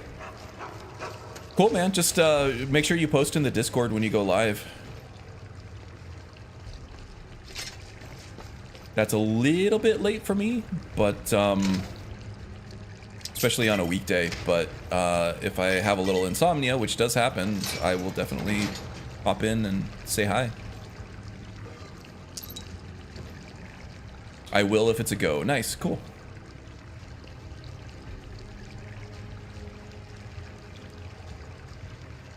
Yep, Costco, yeah. When you're spending $2 to $3 a can on Monster, that can be a problem, right? But Costco actually enables the addiction much better than your favorite convenience store does. Ooh, I should take some of these. Okay, I'm trying to remember, because this would be good for like a paladin build or a crusader build that does actually do two-handed stuff. Let's do this. I want to see what mod this is coming from, because these are unique items, and the Vigilant in Markarth that you have to kill for the Molag Bal quest line also has some unique items as well. So let's drop this on the ground, and we're gonna see Miko out of the way, man. Just like a typical dog. Anybody else's dog do that? It's like you're trying to work on something, like you're building IKEA furniture or something on the ground. You have like the instructions splayed out and everything, and the dog wants to help, but it ends up just stomping all over everything you're working on. Super realistic. Good job, Todd. Let's see. DIS armor factions. Okay. So I do want to build off of these at some point, or at least use them in a build at some point. Let's take a look at these. Increases health by 50 points. That's good. Grants 20% resistance to all magic. That's really good. Increases magic up by 50 points. So this is all really, really good. And it looks awesome too. Check this out. Sexy. Yeah, it looks great. I'm pretty much sold on the Dark Knight set though. This just looks really good for a cleric build. And it's a newer mod, so it's not something a lot of people are using. It's really gonna, I think, catch a lot of eyes in the gameplay. Alright, Miko is my only NFF follower, so I'm gonna give him the heavy stuff. Summon Daedra are sent back to Oblivion, so it has a dismiss effect. Chance to fail on targets above level 42, which is standard. Undead flee so it has a turn undead effect, it has a dismiss effect, and it has a burning effect. All good stuff. Excellent for a paladin. Can build off of that. Dragonbane I don't really need. Ruinous Frost, I can disenchant that at some point. But at the very least, I'm going to put this on a mannequin somewhere in a player home, I guess. Anything else here? Should free me up a little bit. About 120 encumbrance points. Not bad, not bad. Dark Knight, so you're Batman. Yes, I know. I don't know why they called it Dark Knight. It is dark, and it's more of a crusader with the kind of gothic-looking crown over the black hood. Crusader, a paladin, then a knight. Holy Knight, maybe. Now, let's talk about this set a little bit. This is a great, amazing-looking set, right? It's very high quality. It does have some issues.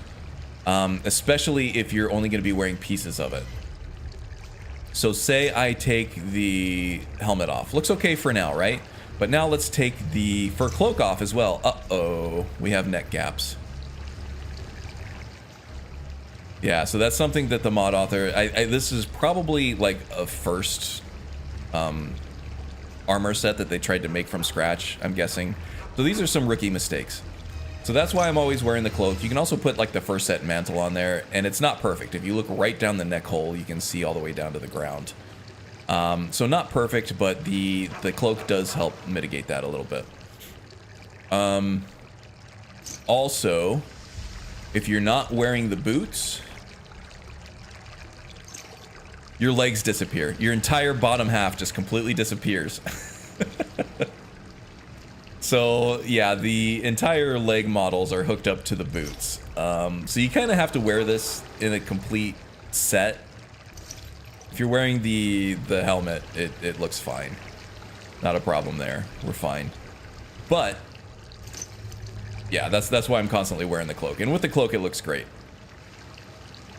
Oopsie indeed. POV, you found the Headless Horseman's disguise. I did. I definitely did. There's nothing underneath here.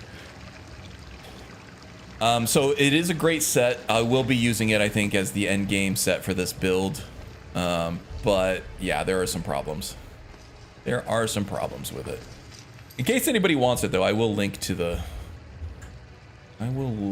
the mod here.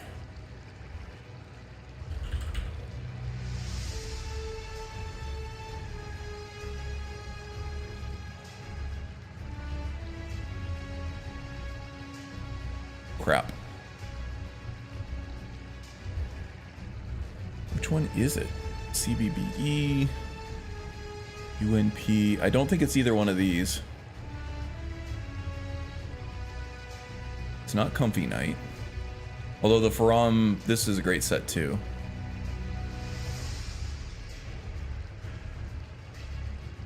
Might actually be this one. No, not that one.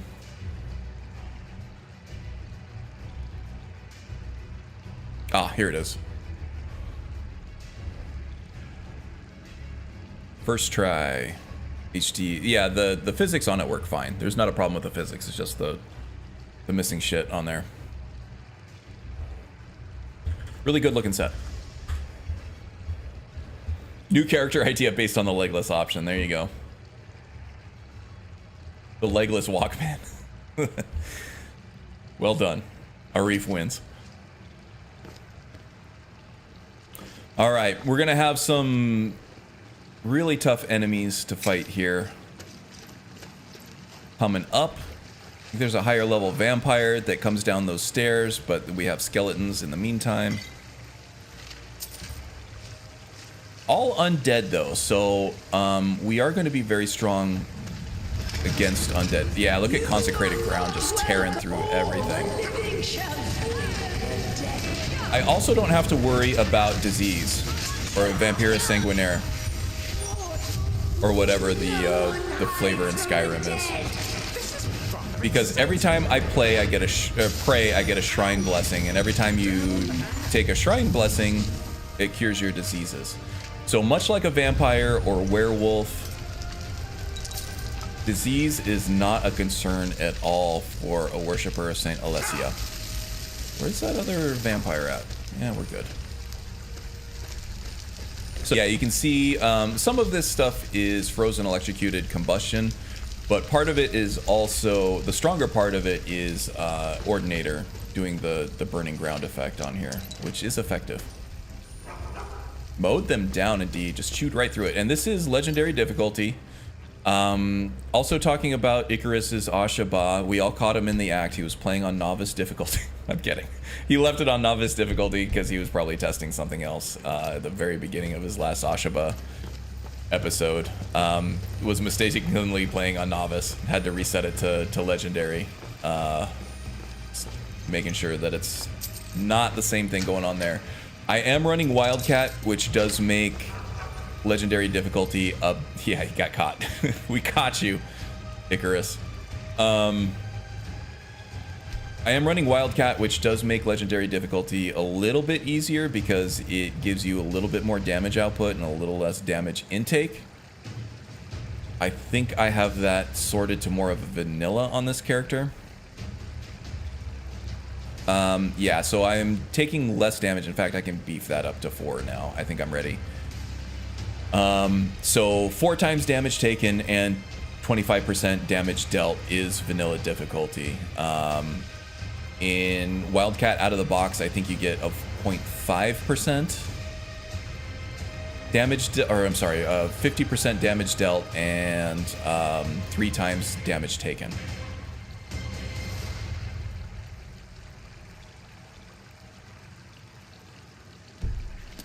So yeah, we'll be taking a little bit more damage now. Hope that doesn't come back to bite me in the ass. Can you teach Lucian Infernal Flow? It's a very good ground control spell. Okay, that's a good call. I'll have to learn it myself, and I'll have to get an extra spell book in order to do that. And he has to have training available. But I will make a mental note of it, because that is a very good call. I was going to put some enchantments on him that either would do weakness to fire or the fire blasts, which in the latest update of Summer Mist, it's kind of like it's what replaced the lingering fire. It just plants kind of like a rune on the ground that constantly does burning damage.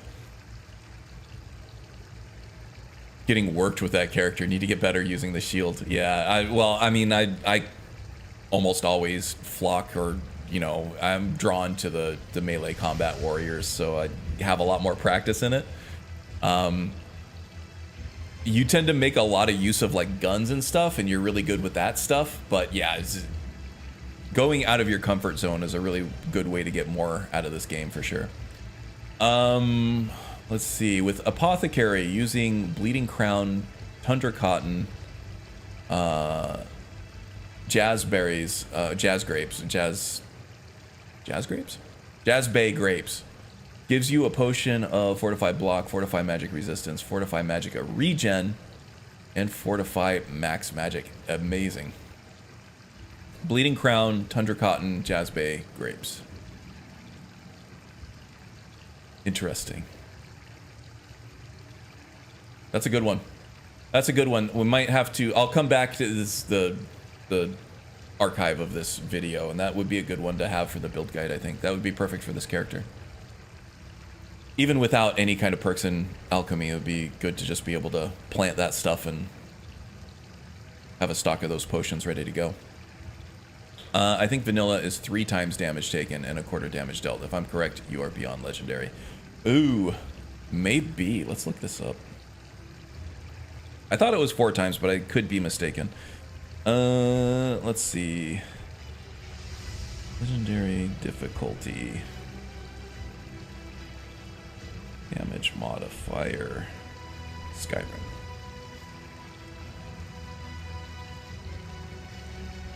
Yeah, 3 times. Maldaroth is right. So we are beyond legendary difficulty. You are beyond legendary. Thank you. Thank you. Thank you. I'll accept a round of applause, you know. I'm kidding. Ordinator does add a lot of power, so I feel like having Wildcat and then using that to make the game harder is a good kind of balance. Because if you are perking correctly and building correctly with an Irem, Legendary isn't going to be enough of a challenge. But you can mitigate that a little bit with Wildcat just by making the game harder. Amplifying damage taken, reducing damage done.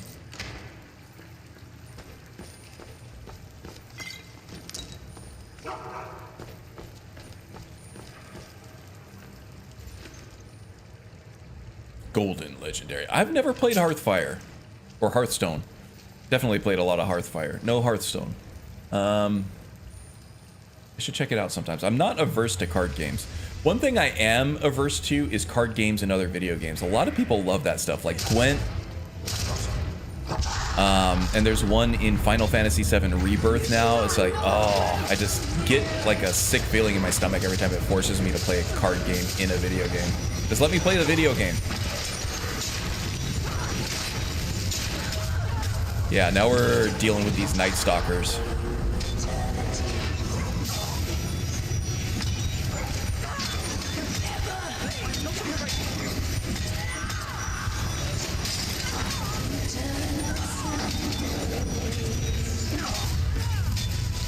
Heal everybody up there.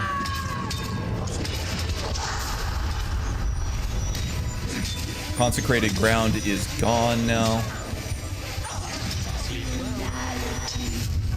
Heal everybody up. Yeah. The cleric is kind of like the ultimate support class, I feel like. I did take a little bit of damage there. I don't know what that was from. It might have been from a Draugr shout. More likely from the vampiric drain from this vampire here. But yeah, there we fought a Draugr Deathlord, I believe. And a vampire Night Stalker. And they didn't go down nearly as easily as the regular base vampires did. And because of our cleric destruction spells doing damage, both sun damage and fire damage, stacked on top of each other, we are stronger against undead than we are any other enemy type in the game. So, I don't know. For as easy or hard as that seemed, other enemies are going to be much harder, I believe. Another Draugr Deathlord. Let's see how many attacks I can just take straight up. That was a running power attack, took 1/3 of my damage there. So we can take a few hits here, not a ton.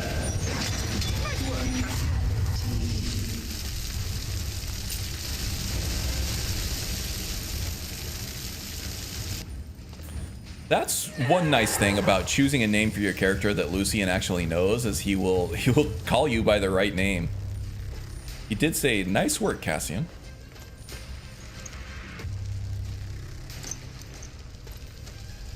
And it was nice work. And I can tank a little more if I'm using the Aura of, well, let's see, Aura of Vigor, because I'm getting a constant healing effect that whole time. And when I release it, I'm invulnerable, so if I need to tank, I can use that, but I would rather be doing the damage right now.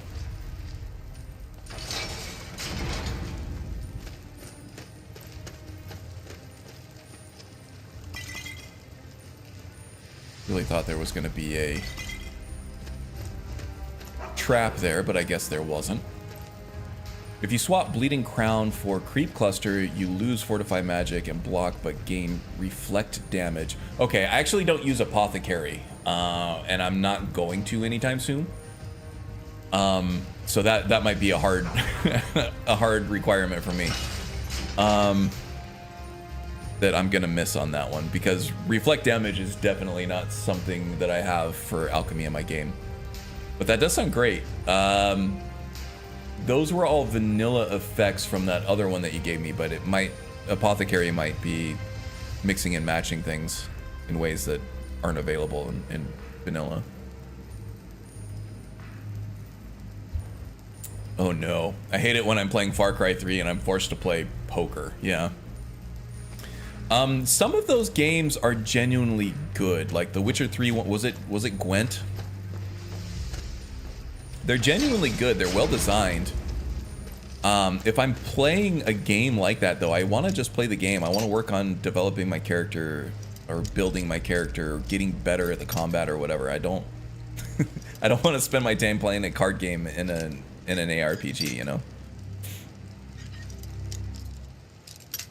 It's immersive, I suppose. If you're really trying to get into the character headspace and be immersed in that world, then yeah, those little side games and stuff.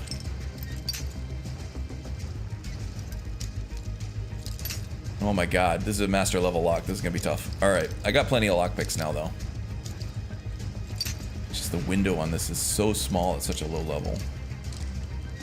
You need Cole in here to unlock this for him. That'd be cool if I were using something like Proteus. I could have all these different characters, like, as followers helping each other out. Like, Cole and the Cleric would be a good combo.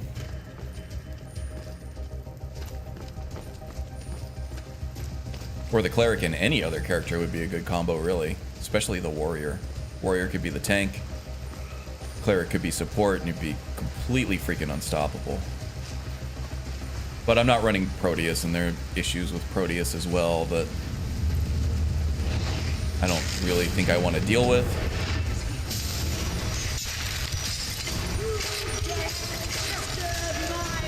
Okay, these ice spells are not working well for me. Oh, thank you. Lucian's healing me. I taught him healing hands. Taught him healing hands.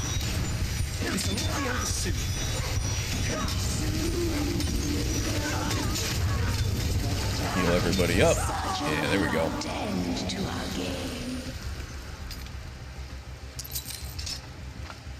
Not mean to take that hatchet. Yeah, so the Aura of Thorns works really well, but only against melee enemies. If they're not melee attacking, like that one was just kind of happy to stand there tanking hits and then casting Vampiric Drain on everybody. It becomes less effective. On something like that, probably want to switch to Aura of Might to buff everybody else's attack output.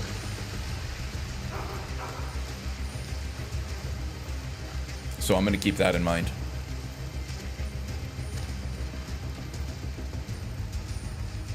I know in vanilla, Bleeding Crown plus Tundra Cotton gives you Fortified block and magic resistance. Yeah, the Cleric doesn't block, but the magic resistance is good.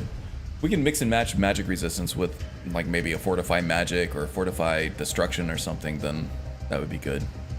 I'll look through them. I usually do just I have a big book. I have a journal, handwritten journal full of different alchemical ingredient effects and what I can mix and match, and then I can cross-reference that with like UASP or whatever to get combo potions to use. But if you find anything, let me know. Save me some time. Do you have the Lamb of Mara spell available? You could put it on your that perk that lets you cast a spell on power attack from the enchanting tree. But I'm not using enchanting. I'm not. Yeah. Not to say that I couldn't. It would just take a lot of respecking, I think. And I'm kind of beyond the point of restarting this character because I'm like half a level away, a quarter of a level away from level 50. I really kind of debated in my head. I needed a crafting skill for this build. And it was in my head between smithing and enchanting, right? Cleric really doesn't scream alchemy to me, but he could do kind of enchanting or smithing. I could see that fitting into a cleric build. But I'm not actually using a lot of perks in smithing. The reason I chose smithing is because I wanted a more direct way of reaching the armor cap, first of all, but then also expanding the ceiling of my physical damage output.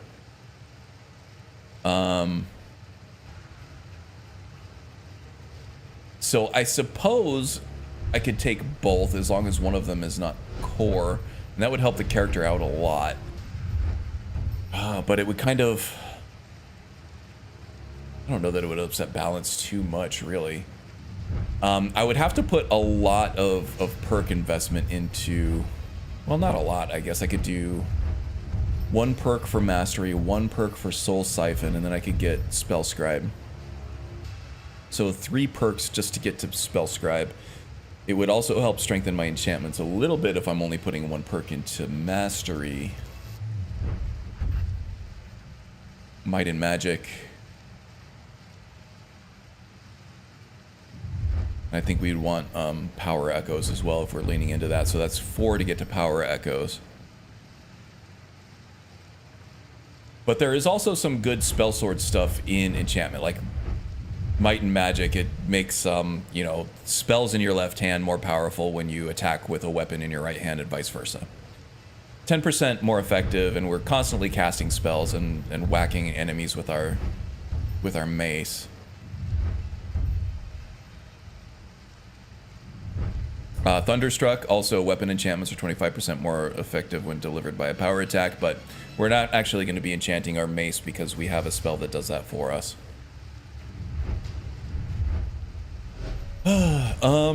So it's something to look into. I know that with the Steger, I kind of scrapped the character when James mentioned that illusion might be better. With enchanting, I can also strengthen smithing, but smithing is giving us access to the equipment that we need, and it's also making our followers more powerful because we do have some stuff, namely in the heavy armor tree with Rallying Standard and Warbringer, that buffs up our allies as well. And we can strengthen them up with better armor and weapons if we're doing smithing. I'll have to knock that around in my head a little bit. Nico Roshi. Hey, Akarn, have a like. Thank you, buddy. Nico Roshi streams all the time, so check out his channel. Actually, I'll go ahead and post. We don't have a mod on right now that can post a link to Nico Roshi's channel.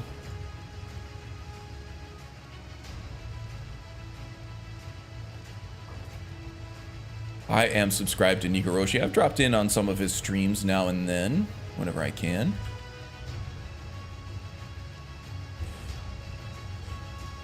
Go. Boom. Nico Roshi streams all the time throughout the week and everything, and he's also got some really cool mods on the Nexus as well.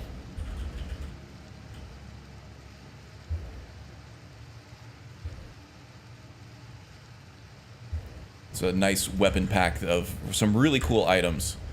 So just doing a shout out for Nico there. Check out some of his stuff. Good job I don't might see in the chat. Because if I did, this place would be terrifying. So yeah, I will take it under advisement. I think that was a reef. Thanks for the shout out. Yeah, no problem. Enchanting requires souls though. It does. You can use animal souls. You don't have to use black souls. You could just buy soul gems as well. Human flesh and Nirnroot, you sick bastard. Thought I heard some. Human flesh to chew on and Nirnroot to help the breath. Wow. Went down easy. I guess that's what the cleric is all about. Poor Deathhound never saw it coming. Never saw it coming. They need one of those convex mirrors in one of these corners so you can see whoever's coming around the corner. Yeah. Need to switch to Aura of Might here. If the vampire even lasts that long. Hey, $4 from Nikaroshi. Thank you for the generosity. You're a good dude. Thanks. I do appreciate a $4 tip.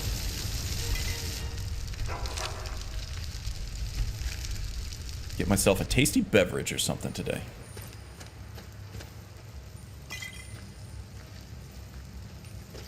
Let's see. There was another vampire over here that I did not loot yet. Have a coffee on me. Indeed, I will. Thank you so much, buddy. Use animal souls. Yeah. Okay, it's 2 a.m. here. Gonna try to sleep. See ya. All right, get some rest, Arif. Thanks for joining. Good seeing you, like always.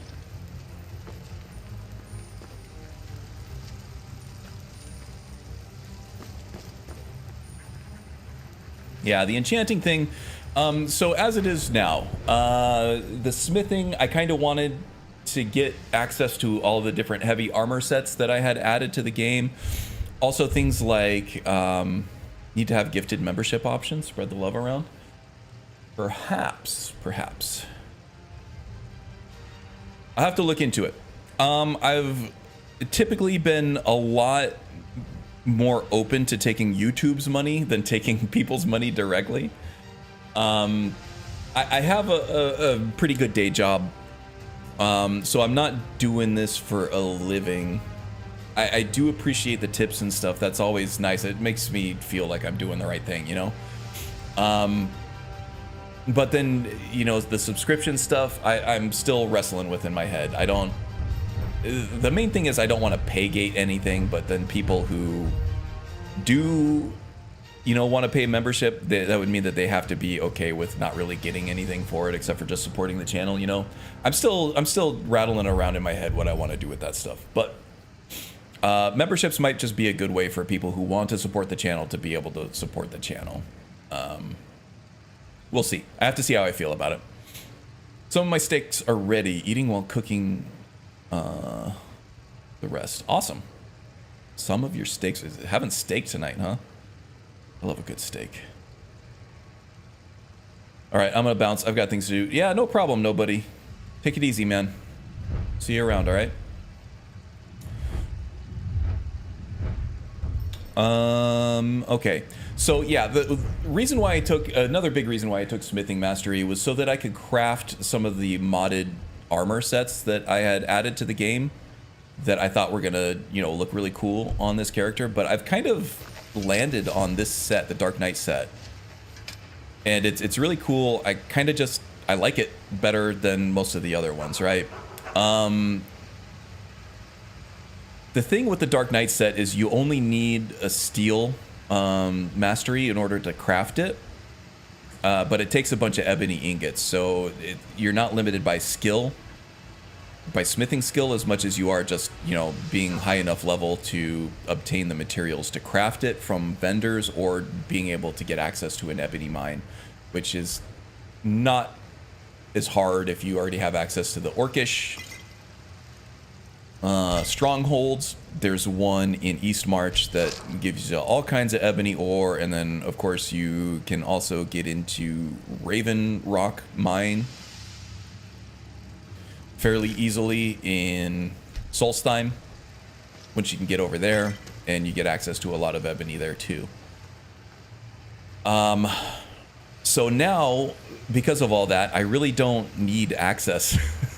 I was kind of counting on needing access to the ebony smithing perk, which takes 1, 2, 3, 4. So you need at least 4 perks to unlock the ebony stuff in the crafting trees. For some of the stuff that I wanted to get. But now I don't need it. So I might be able to spend those perks in enchanting now, even though that's kind of not a quote-unquote core skill. I'll have to look into it. I'll have to rattle all that around in my... I'll take it under advisement. It's an intriguing proposition for sure.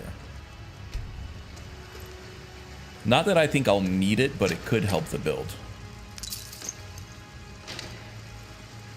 Because we are synergizing a lot off of those infrequent power attacks. Having access to Spell Scribe could help things a lot. We'll see. I already feel like I'm kind of spreading some perk points thin here. And I'm gonna feel like that way. Oh, shoot. That's a knockdown. That's not a kill.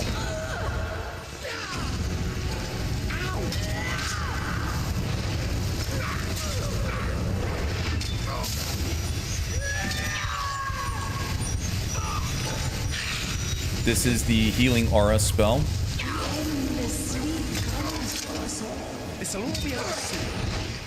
Now it looks like he has drained of all of his magicka. He is fighting a lot with melee attacks now, so we'll be doing those thorns damage. Nightmaster, yeah, this guy's tough. This guy's almost like a mini boss. And I am out. Out of magicka.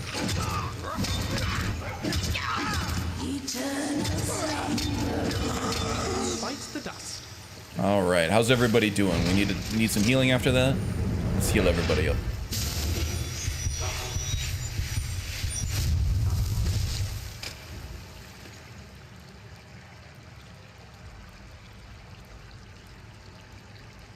Deer ran roughshod over Australia for quite a while. Same as the emus. Can you imagine how many years of dust these ruins have gathered?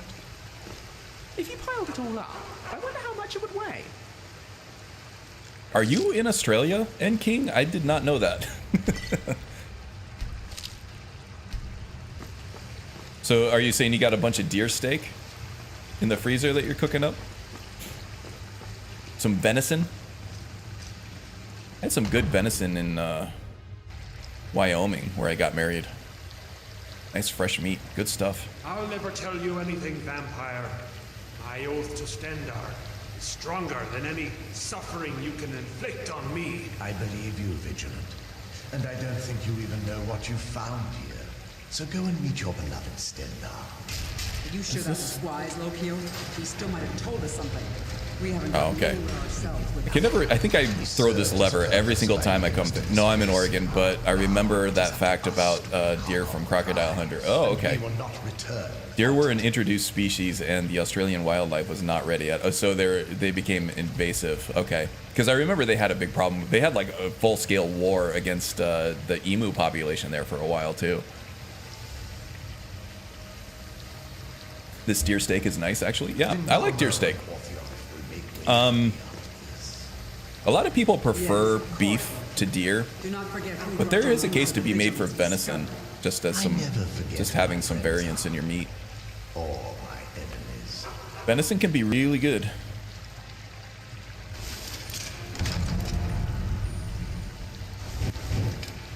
All right, let's start off with our solar ray and greater ward.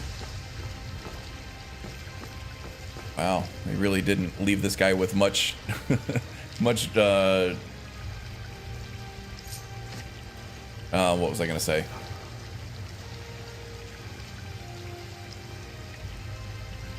Didn't leave this guy in a very distinguished position when they killed him. We'll just say that. Fenrir Black Wolf. Hey Karn, said hello in chat earlier. How are you doing? Oh, I must have missed you. I'm sorry. Yeah, I went on a big rant about my build and synergies and perks and spells and stuff, and that gets really in depth, so I kind of had to ignore chat for a while. So I'm sorry I missed you, but welcome aboard, buddy. Hope you're doing well. I'm doing good. Saturday, it was a busy week, so I'm glad to get into the weekend. You know, just a bunch of home maintenance stuff. Like, everything seems to be breaking at the same time, so that's causing some stress. And work has been busy, but like the tedious busy. At least if I'm putting out fires and, you know, high profile bug fixes and stuff like that, that's kind of like exciting. It's interesting. Time goes fast. But if you're just whiling away the hours with like tedious, painstaking work like I have been, it just kind of drags on. So I'm kind of glad to call it a week. Get some rest this weekend, you know, have some fun. So thanks for asking. Thanks for dropping in. Stay a while and listen.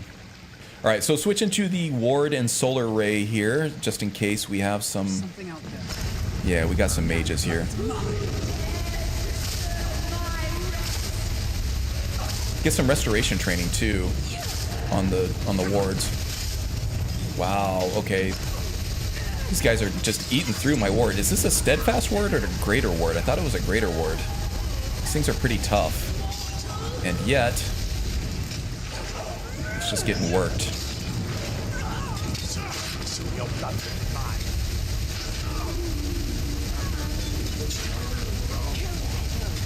Battle of attrition. Whose hurts worse? Yeah, we finally got him to explode. There we go. Now we got some melee support. That's good.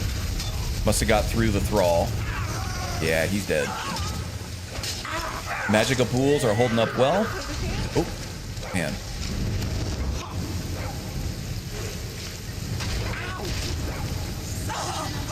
So yeah, the pyromancy spells are working well. Against higher level enemies though, still can take a while. It's nice. Yeah, here's one of those flame pyres. One over here too, causing constant damage to whoever is in it, and it also procs off other perk effects. So that's all working well. I am missing. I feel like I'm missing some ash piles here though, right? Built a couple vampires here, and I'm not seeing their ashes.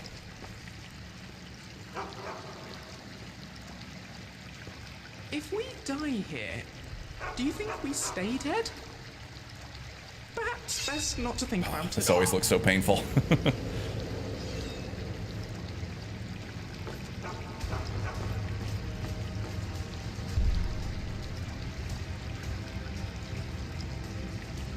Just a couple of burnt skeletons. There should be a couple ash piles from those vampires we killed. Maybe they fell through the terrain. Yeah, not that important, really.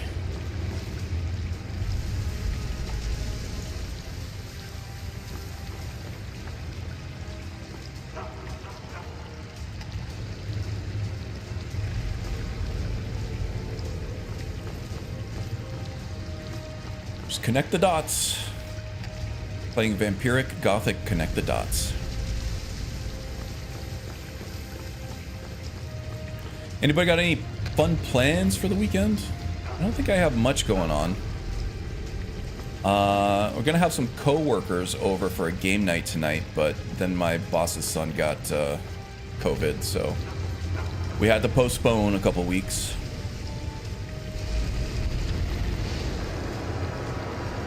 We're all vaccinated and stuff, so the COVID thing is not really as big of a deal as it used to be, but one of my coworkers has, I think, Addison's, which is an autoimmune disease, so we have to be very careful about that stuff.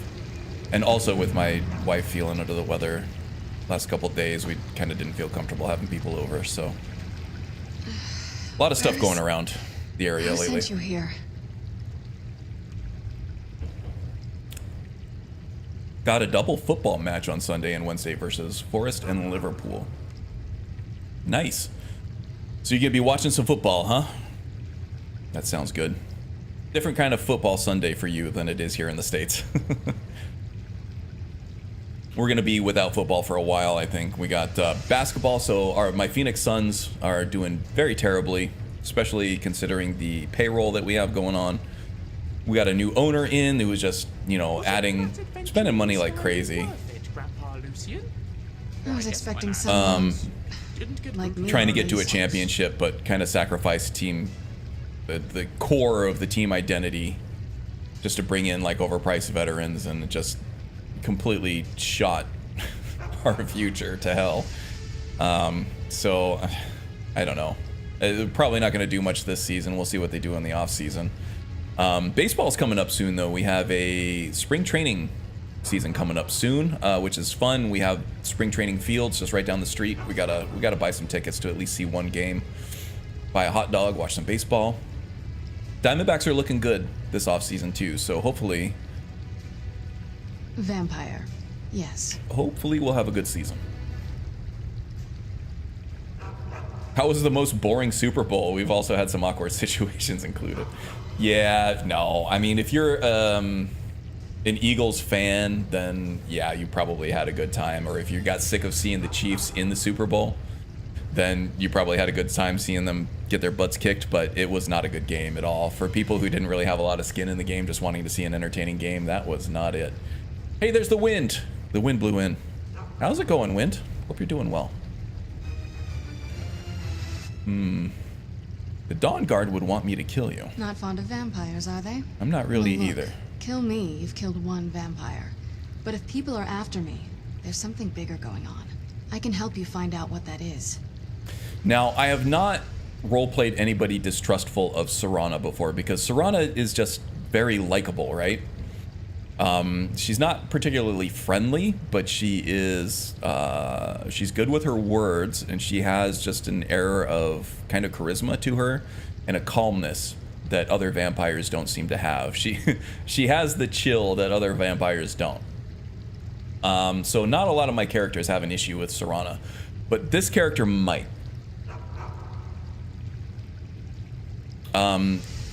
And I'm curious, I feel bad doing this because Serana's such a cool character, right? But yeah, I'm gonna be kind of a dick to her. Let's see what the dialogue looks like.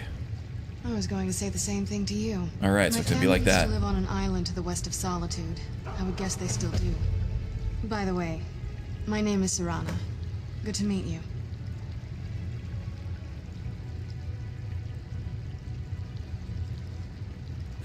So Cassius has not actually seen an Elder Scroll before, and he's not really a scholar in terms of the Elder Scrolls, so he's not really going to recognize that right away.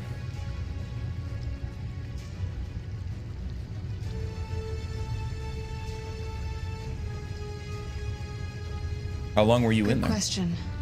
Hard to say. I can't really tell. I feel like it was a long time. Who is Skyrim's High King? Well, that's actually a rather contentious matter for debate right now. Oh, wonderful. A war of succession. Good to know the world didn't get boring while I Yeah, was Cassius has not Who are the staked contenders? his claim on either side of that yet.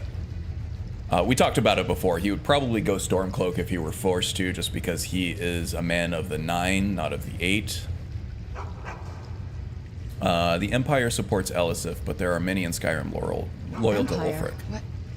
What empire? You know, the Empire from Cyrodiil? Cyrodiil is the seat of an empire? It must have been gone longer than I thought. Definitely longer than we planned. Don't let her Please, let's honeypot hurry. you. I need to get home so I can figure out what's happened.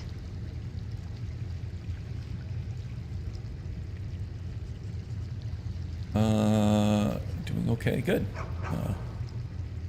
Oh, the rapper situation? I thought it was a good halftime show. A lot of people didn't like it. I don't know. Some people just don't like rap.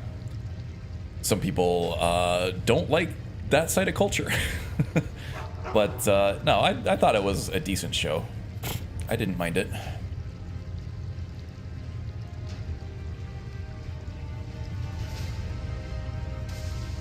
He only reads one book.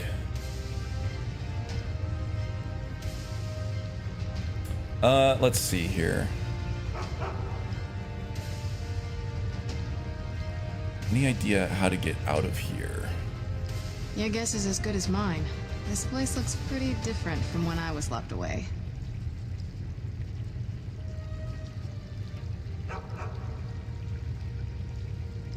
Not what I meant about his links to a certain view type. I don't know about that. It sounds like you're being cagey enough that it might be a contentious topic, so probably best to avoid it anyway. Now the Kanye stuff I do know about, but I don't know of anything about Kendrick Lamar.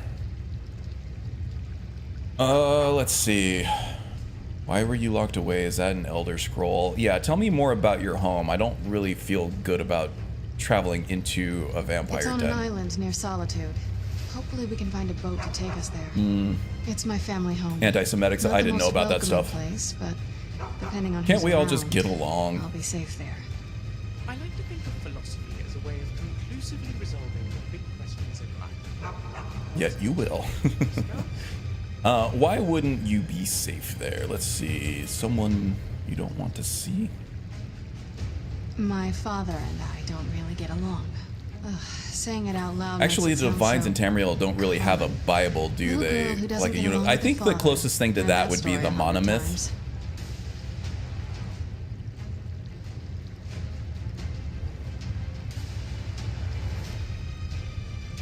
Yeah, good call, Magus. We probably best just to avoid it. I don't. Yeah, I usually don't mind it either, but certain stuff does get me going a little bit. Laying the hammer down. Thank you. All right. So yeah, let's see. Not really a buzzkill. I was kind of feeling uncomfortable about it anyway. I just needed a little nudge in the right direction there. Let's see here. So we need to get out. All right, so let's see. Back into the head of Cassius here. Well, we will get back into the head of Cassius. Solar Flare is not going to help me in this instance. We do have a lot of melee attacks coming up. All right, we tanked that pretty well. A lot of thorns. Where's the other one? Come and get it, boy.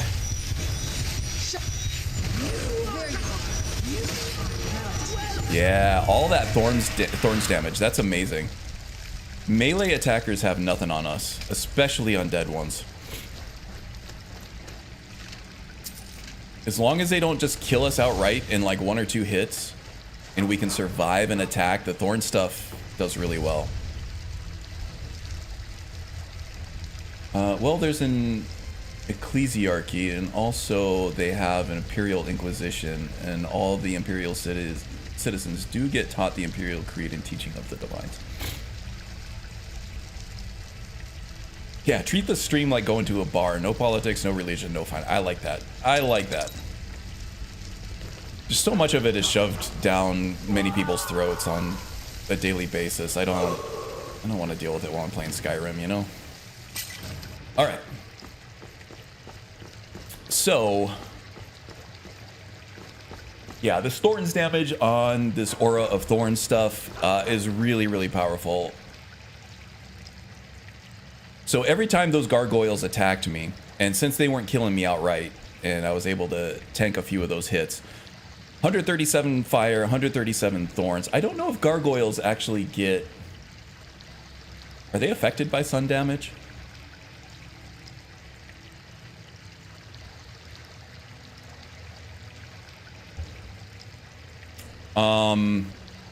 Yeah, we're gonna put a cap on it. I get you, James. I do. Caster and living or undead allies reflect 137 fire and sun damage in melee, released to heal 275 points. So, does anybody know if gargoyles actually are affected by sun damage? I don't think they're technically undead, right?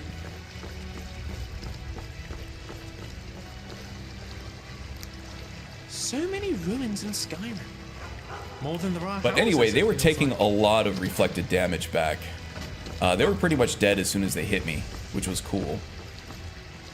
But I also thought gargoyles were tankier than that.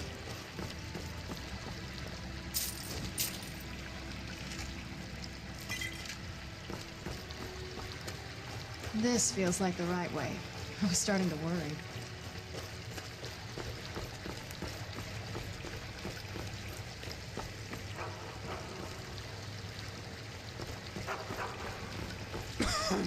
Sorry, dust.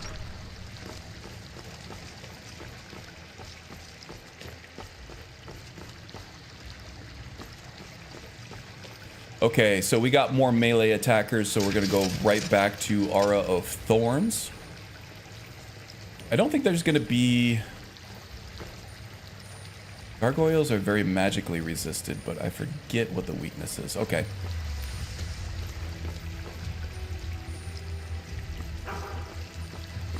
I don't think there's going to be... There's probably one vampire that shows up out of here somewhere, but these are mostly Draugr and skeletons. I think they're going to be pretty much all melee attacks. So Aura of Thorns is going to be our best friend here.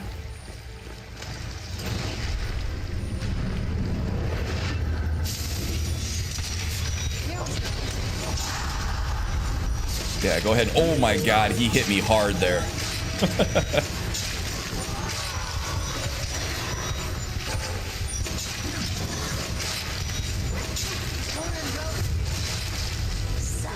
Man, 75% of my health just completely evaporated. That had to be a Death Lord, right? Holy crap. Alright. We still got some work to do on this heavy armor stuff here. How close am I to the armor cap, though, I wonder? Make sure you're not wearing your beer gargoyles. Yeah, let's see here. 353. So there's a lot of room between my current armor rating and the armor cap here. I can take care of some of that with enchanting, and I still have some room to grow as far as smithing as well. I also don't have a single piece of smithing gear. So a lot of that stuff, I do have a lot of room to grow, for sure. I never have encountered a piece of smithing enchanted gear yet, so I do have to keep my eye out for that. As soon as I go back into a city with vendors, anytime I find something that fortifies smithing, I gotta grab that up right away. Losing out on a lot of upside on my tempering.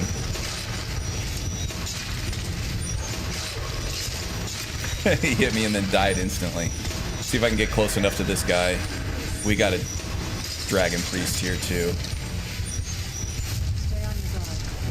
Get the ward out, go solar ray on this guy. Where the hell did he go?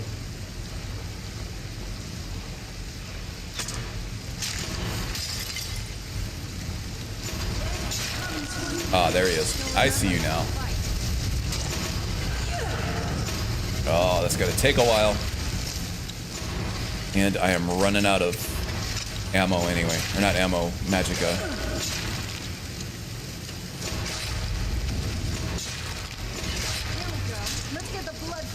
Gotta restore some magicka. Get him with the power attack.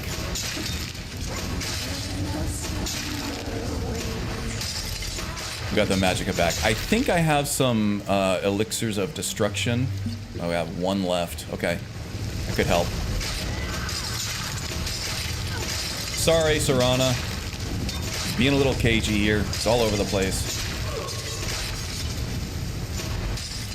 That's kind of the problem with having a lot of followers and minions and stuff, is that it's kind of hard to find a line of fire at points without basically killing your own followers.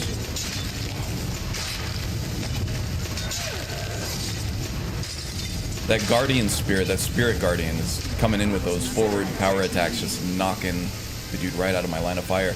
Wow, look at all this burning ground over here. That's amazing. That was helping a lot. Yeah, the right perk investments in the destruction skill can really, really enable some weaker fire spells like Solar Ray here. Really makes it worthwhile. That's a novice level spell, by the way. But because we're so strengthened up by the different perk effects that we're proccing, ended up being really good.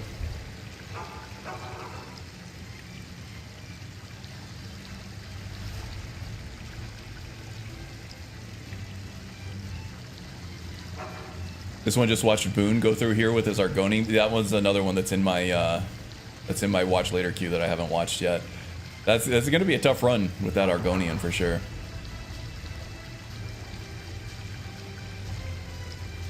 Death Lords always know when it's time to humble you a little. Yeah, man, I was like, okay, let's see if I can survive this.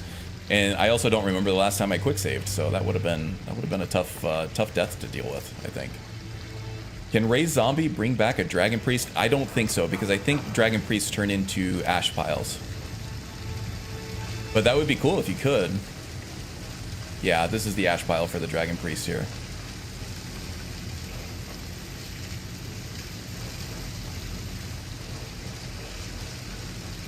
And the Dragon Priest there, that's not a named Dragon Priest. That was just a leveled enemy. Since we're high enough level now, almost level 50, the Dragon Priests are showing up in certain places instead of Draugr. Lock blasting. Open a lock with level 25 points or below your alteration skill with a shockwave that may alert others. We don't really have much of an alteration skill. We could sell that off though. It would be useful otherwise. Alright, there's also... Okay, I think we got the word wall over here already, right? No, we did not. That would have been a big miss. Been a pain in the ass to come back here for this one. Brain Vitality. Alright, let's get the hell out of here. Welcome to Stagger City Dragon Priest. Yeah, indeed. That guy couldn't, you know, stand still to save his life. He wanted to stand still, but he couldn't. Made it for a harder target, but definitely worth the trade-off, I think. If it means that my allies are just completely pelting him. Restoration healing with the perk. Enemies take 75% injury. That's good. Yeah, so false light. The thing is, I don't think I have any area of effect healing. I do have heal other, but it's not really core to the cleric, right? The other thing you could do is radiate synergies with something like grand healing or something.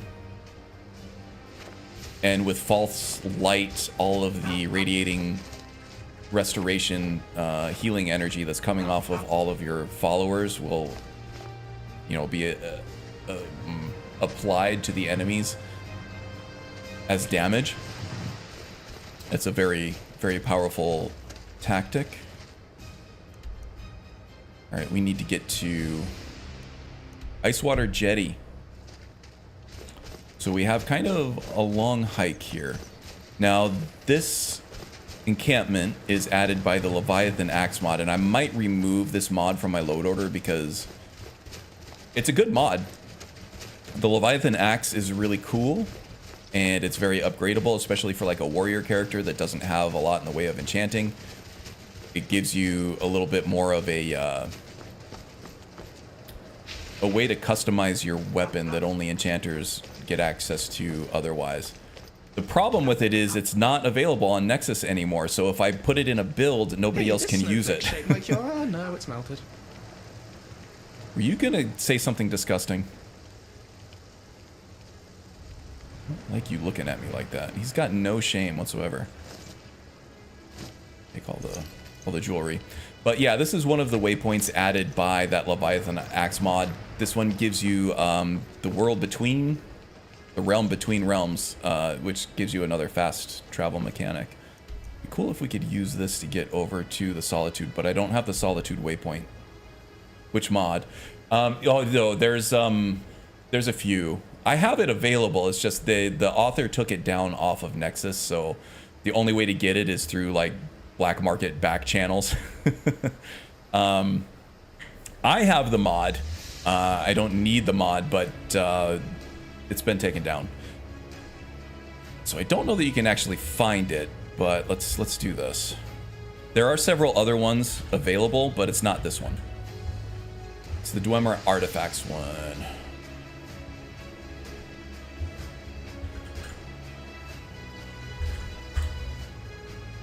This is the one that's busted. The Funky Gandalf Cat. Oh, there's another one that you posted there. Let's see. Yeah, there's a good half a dozen, if not more. Oops, that's not what I wanted to do.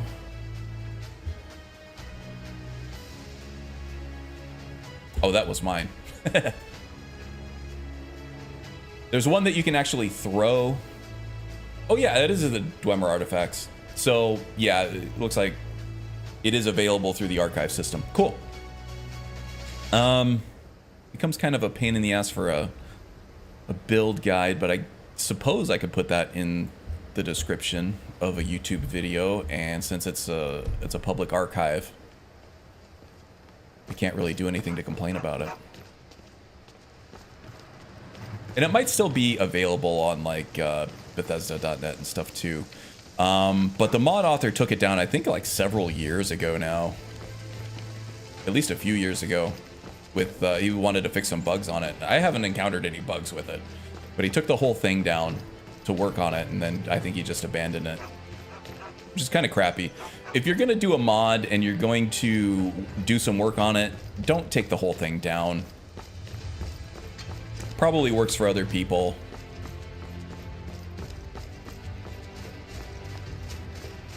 Just let it be in its broken state. Let other people fix it if they want. Oh crap. You there, citizen. This area is off limits. Same mod number as my link. Oh, there you go. Sorry, yeah, man. So you'll have to pay us a fine. Say 100 gold. Pay up, citizen. Yeah, thanks for the archive link on that. That's it's good to have for sure. But since it's not available anymore, I might actually just remove it from my mod list to make room for something else. If you insist.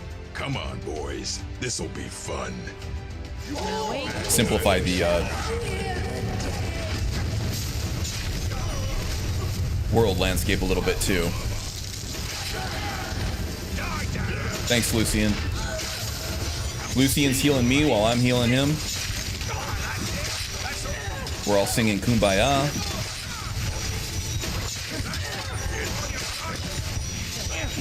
This guy is missing. I think Miko is low profiling this soldier. He's swinging, so we're not getting the benefit of the thorns damage from him.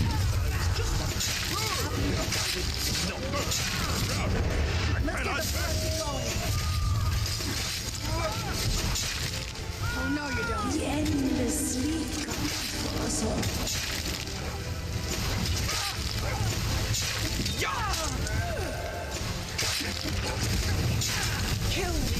Oh no!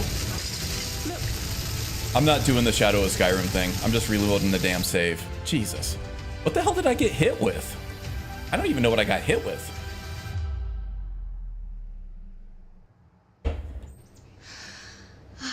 It's so good to breathe again. Even in this weather, it's better than the cave.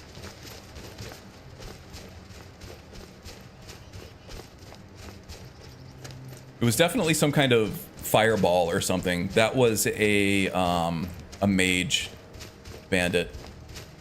It looked like some kind of area of effect fire blast. It sounded like a fireball, but one hit from a fireball just took me out like nothing. And it's not like I don't have any magic resistance. I do have Agent of Mara giving me 15%, and I think I have Blessing of Stendar from the Vigilant mod giving me another 5% magic resistance. Not a lot else otherwise though, but splash damage from a fireball should not have been that bad. Maybe it was. Okay, I can pick all this stuff up later. It'll be a different random encounter now, so I'm going to be denied my revenge.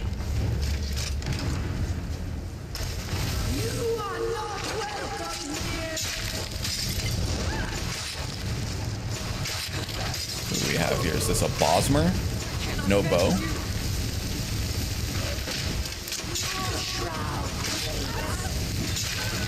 It is a wood elf. Gonna take a swing. Go ahead, hit me. Hit me! Stop trying to hit me and hit me.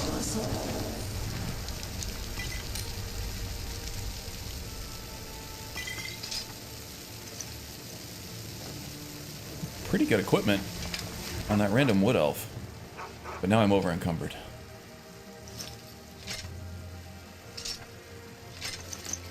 Got a lot of stuff to sell back in town. Okay.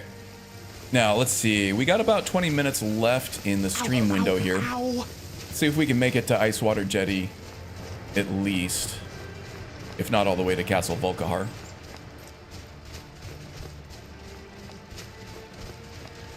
Oh, another issue with this Dark Knight armor set here. The bottoms of the boots look a little funky. Oops.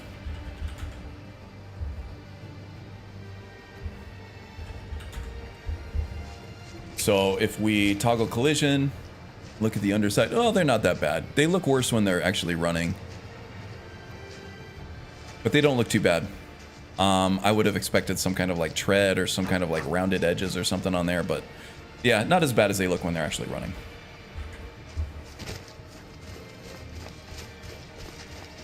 It would be really hard to keep your footing on these icy mountainsides, though. Nothing but smooth metal on the bottom of your foot.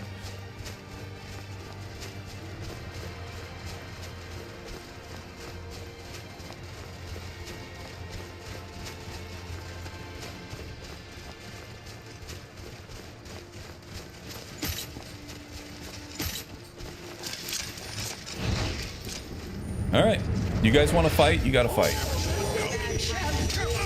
Bounty hunters, huh? I don't even think I have a bounty, really.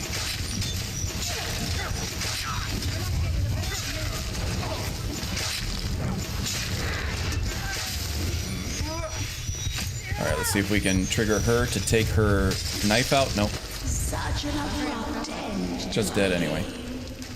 Bounty hunter, huh? I wonder why they were hostile. Really don't think I have a bounty. I could be mistaken.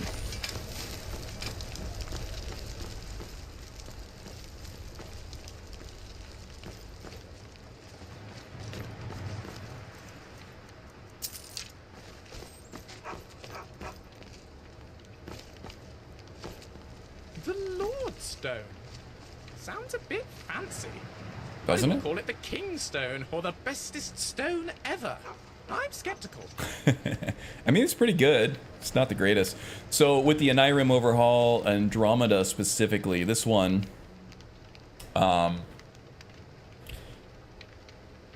it's very nuanced, right? You don't regenerate any. It's kind of like the Atronach stone for magic, but it's for melee. So you don't regenerate stamina anymore, but you get a boost to power attacks. You can also power attack when you're out of stamina, but that power attack will be weakened. So if you have a build that really leans into something like Spellscribe that procs a spell with a power attack, as soon as you're done with stamina, then you kind of like miss out on that mechanic altogether, right? But with the Lord Stone, you do get to keep hitting with power attacks and, of course, proccing Spellscribe. So that's one reason why you would want to take that. Not being able to regenerate magicka is a huge weakness in Wildcat and a lot of other combat overhauls in particular. So it's a huge price to pay, but being able to power attack whenever the hell you want is pretty strong. If you're running something like Val Raven, it's even stronger because you have to have the full amount of stamina in order to perform a power attack with Val Raven. With Wildcat, you only need one point of stamina to get that power attack out. So you can eat something like Vegetable Soup to be able to power attack indefinitely. So a little less strong for Wildcat than it is for Val Raven. But of course, if you're running Val Raven, you probably want to be running the other Futhark stuff, so Manaz and Freyr. And Freyr is the Standing Stone overhaul, and of course Lord Stone will do something completely different based on race if you're running those mods. So really, if you're running Val Raven along with Andromeda, which is kind of an odd pairing, you might get more use out of this. The unlockable power for this is good though too. You get to it does like this drumming of the ground that causes current earthquakes to stagger enemies on a regular basis, which is great. Stagger is really strong with whatever overhaul you're running, and if you can get repeated staggers over time, that's even better. So the unlockable power, once per day power on this is great, but the effects, while nuanced, there's a steep price to pay. Steep price to pay for that.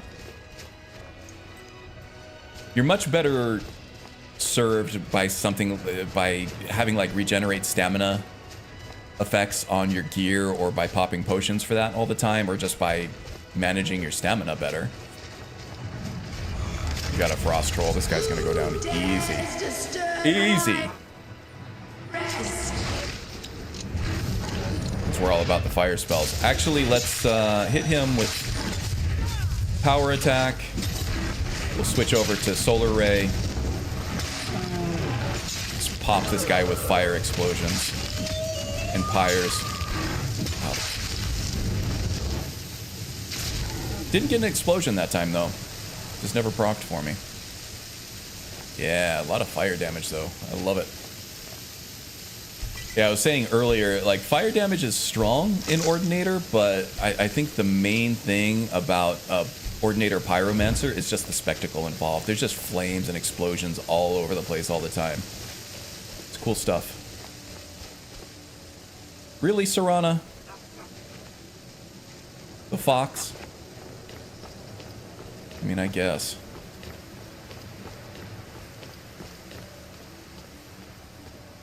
Just adding this to the map. At some point, I'm going to want to do all the Daedric quests, so that'll be there for me when I'm ready.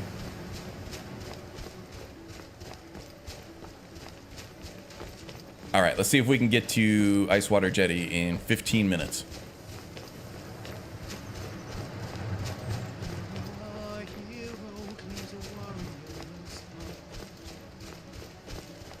Lucian back there showing off his pipes. Not that kind of pipe. His voice pipes. Not his penile pipes. Though some of you in chat would like that, I'm sure. Sickos. Just trying to find our way back down. We're going the opposite direction. Round to more. Eh. Eh.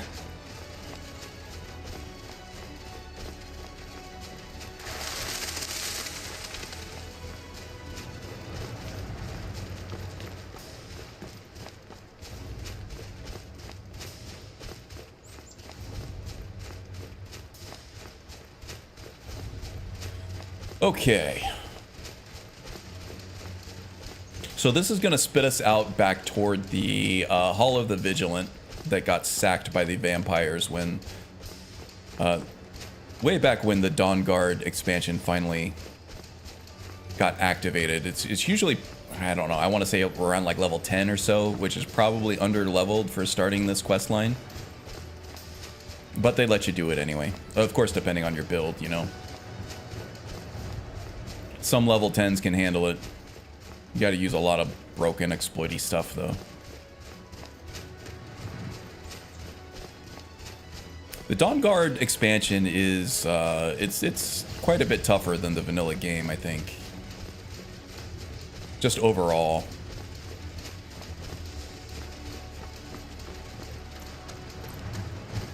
The stronger vampires that you face, and Harkon's tough.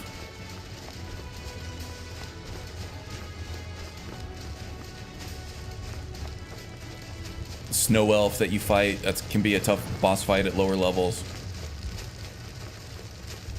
Yeah, it's just probably want to be, I want to say probably level 30 is probably at the lower end of comfortable if you're building your character right to start Dawn Guard. I feel like the Dragonborn questline you can start a little sooner, even though that Mirak fight is really tough. And then the higher level dragons, like I think blood dragons were introduced in the Dragonborn DLC. Those guys can be tougher. Are these guys enemies? Or is it just the wolves? I think it's just the wolves. They're not going to last long, I don't think. Oh, those are ice wolves, though. That merchant is going to have a tough time. Let's see if we can get in here. Oh my god, they're quick and they're cagey. Go ahead and heal that merchant up. All good now? Traveling merchant. Worthies, Elenwen's Furious. Big party at the Thalmor Embassy. Yeah, I've been doing the main questline stuff off stream. Caused quite the commotion. Yeah, I bet. Take a look. Should have earned some favor for saving her life. Really. What do you have for sale? Glass Hammer of Hellfire. Deals 5 magic damage for 5 seconds or until detonated by a power attack. This would be good if we weren't doing... If we were actually doing weapon enchantments. This will work well with this character, I think. But since we already have a spell to take care of our enchantments for a weapon, that's not really going to happen. Just check on chat here.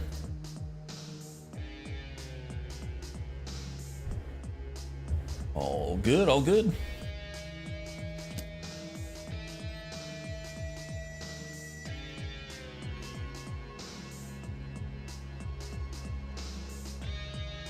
Oh, James recommended wild healing with false light. That would be kind of good.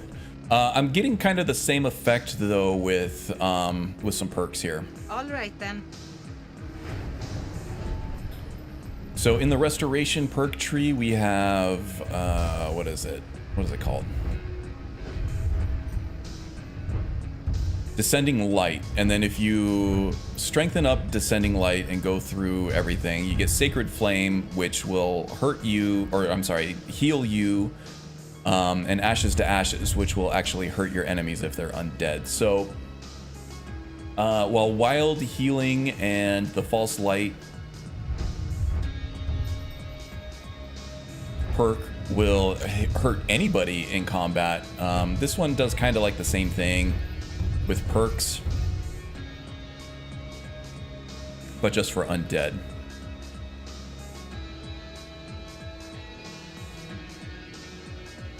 Oh crap, we just had I don't know if I was behind on chat, but we just had a whole bunch of stuff pop up.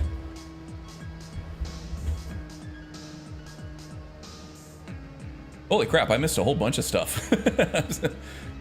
How the hell did this happen? Yeah, it's like, I think my chat wasn't updating, and then all of a sudden it hit...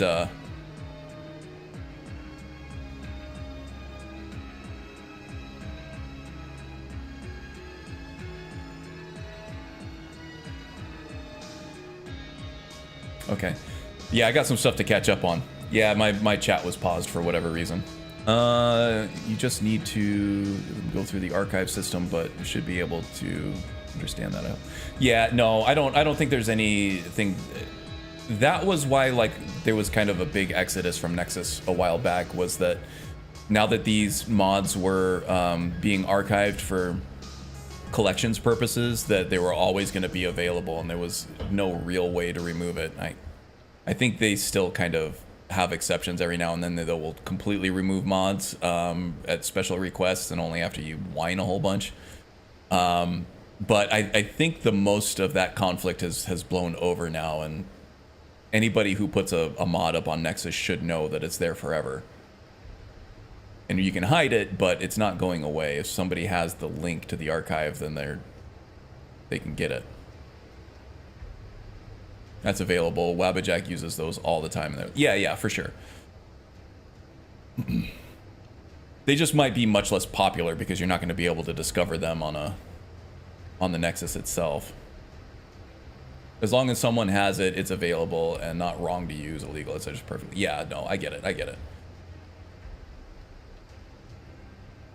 The link is archived. Yeah, and I can always go back and check in the video, in the VOD as well. There are a couple links I want to get out of this one, so I'll go back through and watch it and get it out of the chat. Or I can just grab it on your Discord. It's the crackhead Bosmer, yep. Let's see.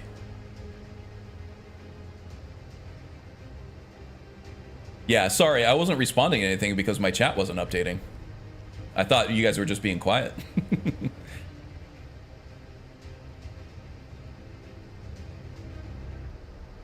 I know he's a fake Imperial soldier because he's an orc. That's Bethesda's implication.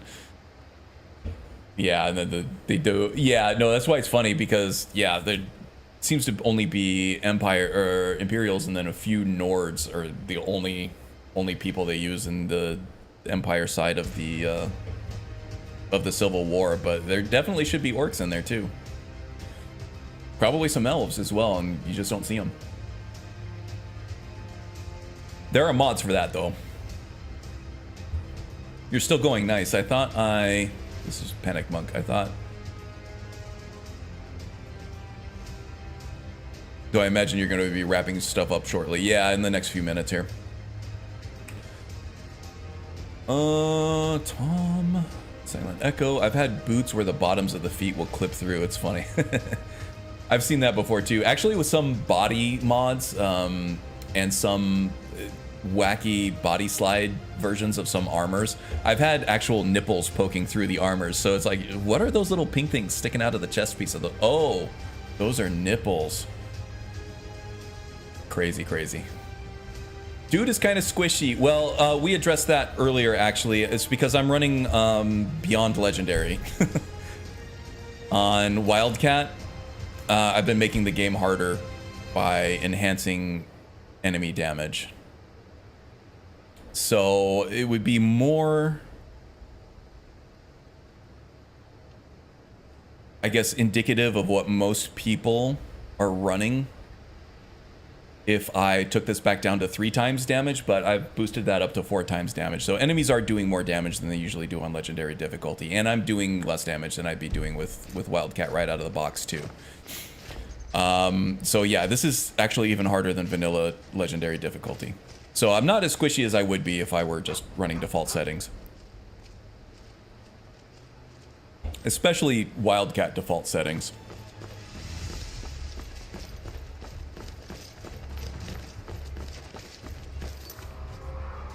Oh, I hear a dragon.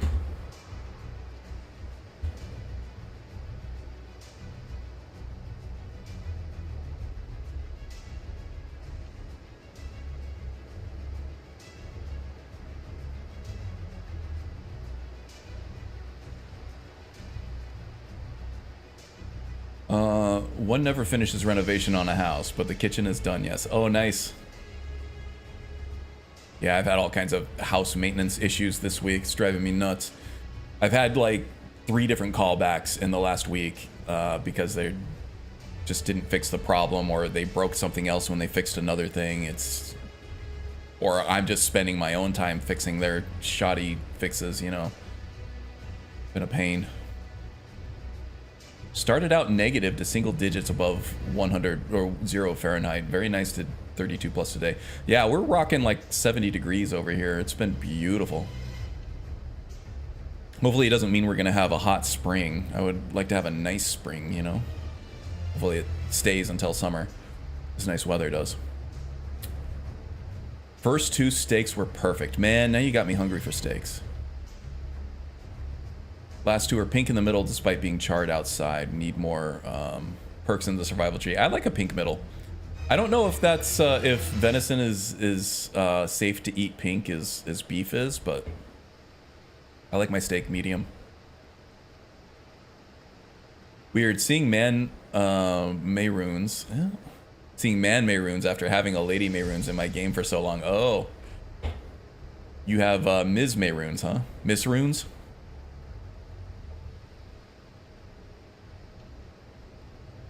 Isn't it weird that sexy stuff is seen by some as faux pas, even though Debella is one of the divines?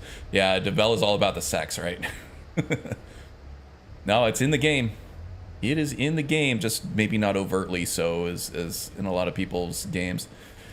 Infinite Oni, welcome, welcome. I'm sure that my welcome to you is late because my chat was paused. Sorry about that. No worries, you're busy chatting. Yeah, there are mods that will get removed permanently. Nexus has a double standard. Yeah, that sucks. They should just do it for everybody. But for general users, archives are available. Unless you remove the file archive tab. Ew. Sounds like Skyrim. Fixes to the fixes. Yes, it does. Fixes to fix the fixes. I like a pink middle. Karn 1 Maldaroth coming back. Trying to make me sound like a pervert.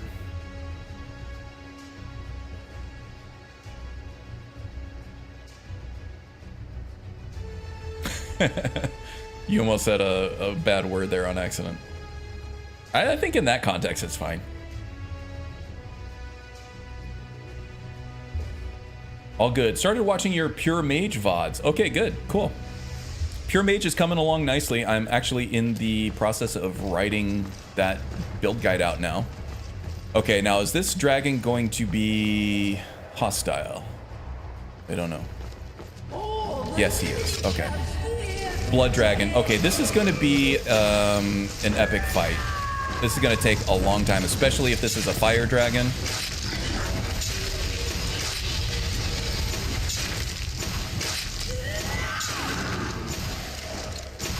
Okay, maybe not as bad as I thought. Oh, because Saran is with us shooting ice. Okay, perfect. Oh, he's like slow. Sarana's got that slow-mo ice.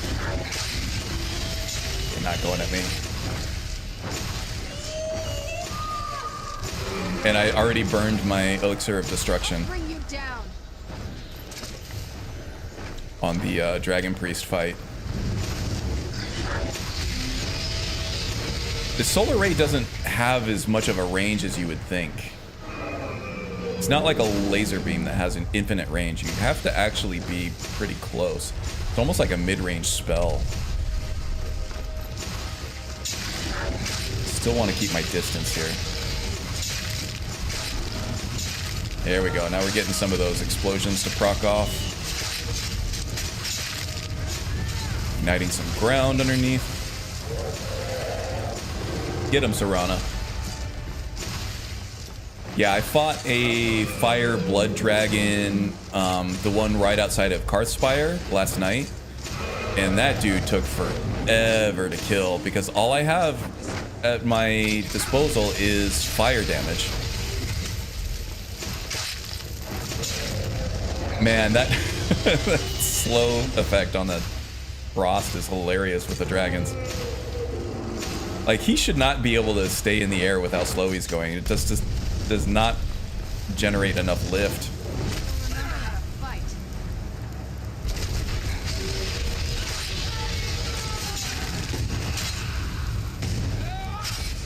Okay, we'll switch back to the Aura of Thorns here.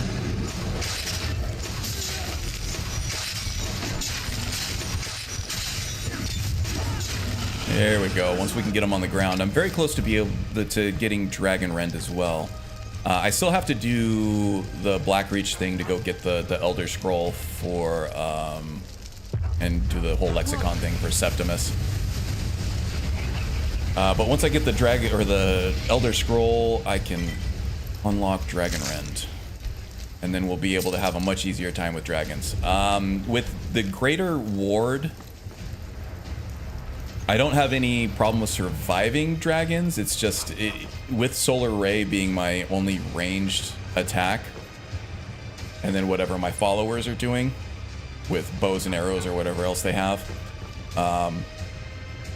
it can be a very grindy experience until I can get them on the ground. Are you applying physics to Skyrim? I do have HDT SMP Faster installed. So yeah, we have physics enabled on the capes, on the tassets, on the armor there. I don't have the bouncing boobs and stuff. I'm not into that. It's just it seems a little cartoonish and distracting to me. But I do love a flowing cape. I mean, real life physics. Nothing about the dragons make actual physical sense. Oh yeah, no. This is a Christian stream?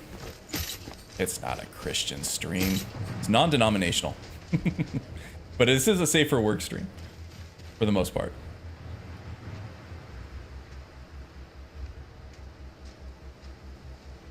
I mean, real life physics, nothing about the dragons make actual physics. No, they're way too heavy to be able to create enough lift. That's very true. There's got to be something magical keeping them in the air. Ice Wraith. Okay.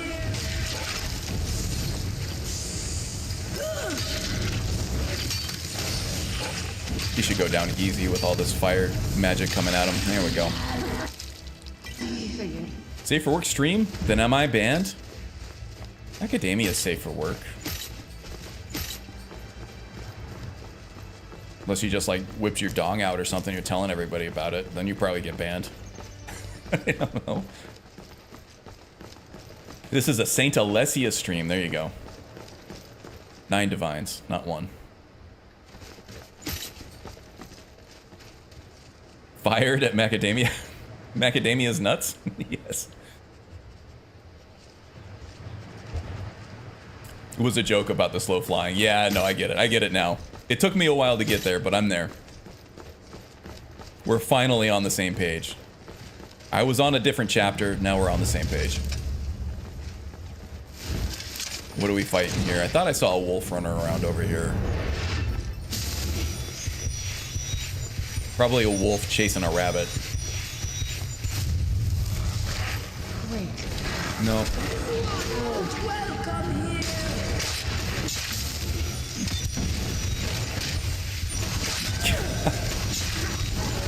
Spirit Guardian just smacking the shit out of that troll. Okay.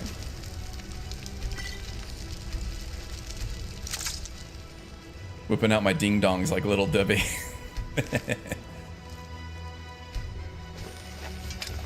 Don't worry about that. It's an unrelated matter. Here we go.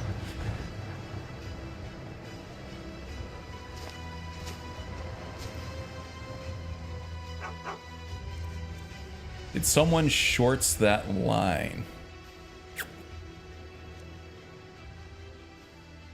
So the troll got spirited away. It did. Good one. Good one. Spirited Away was a good movie. I saw that in a theater back in the day. I think I was in college when that came out.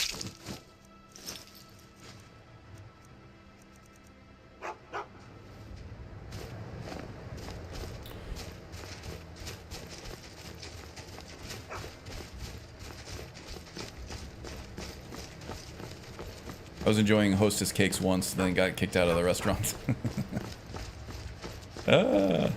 That's not safe for work.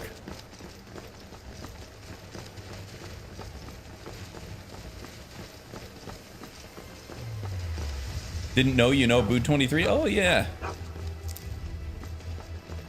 I was hanging out with Boone before his channel got all popular. No, Boone and I go way back.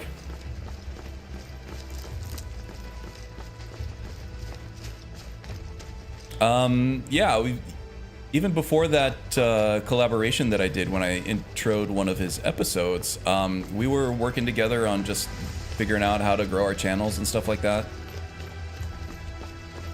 That was before the whole Slack feud thing happened.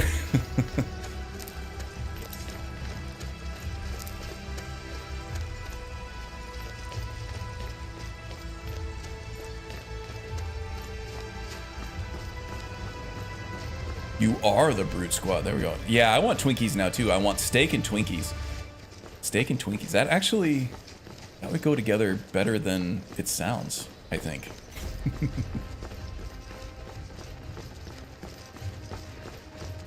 This chat is very entertaining. It is. I can't believe I had it paused for so long. I don't know what happened there. Some good stuff in there today. I got some Thalmor over here, it looks like. Boo, Thalmor. Oh, geez. I'm already 7 minutes over my window here, and I'm getting real hungry because y'all are talking about food again. Steaks and Twinkies. Jesus. All right. We never made it to Icewater Jetty. We're still a good, you know, probably close to 10 minutes on foot there. So I think I'm going to call it a stream here, guys. Let me catch up here real quick. Chat is very interesting. Steak and Twinkies, tough and rugged with a soft and fluffy. Popular pairing in some circles. Hey, I'm down for it. I don't think I've had a Twinkie in about 40 plus years. Well, nobody's perfect. Twinkies, if you can get a fresh Twinkie, they're pretty good. They're kind of like the, am I allowed to say basic bitch? They're the basic bitch of packaged pastries, but they're good. They're like the PB&J of sandwiches. They're like the baseline of what you're gonna get in a packaged. Had one, I found them very bland. They're kind of very vanilla flavor, I would say. They don't do a whole lot of excitement. There's not a whole lot. Is Basic Bitch still? I don't know. I'm really outdated. I'm not keeping up with the kids as much as I ought to.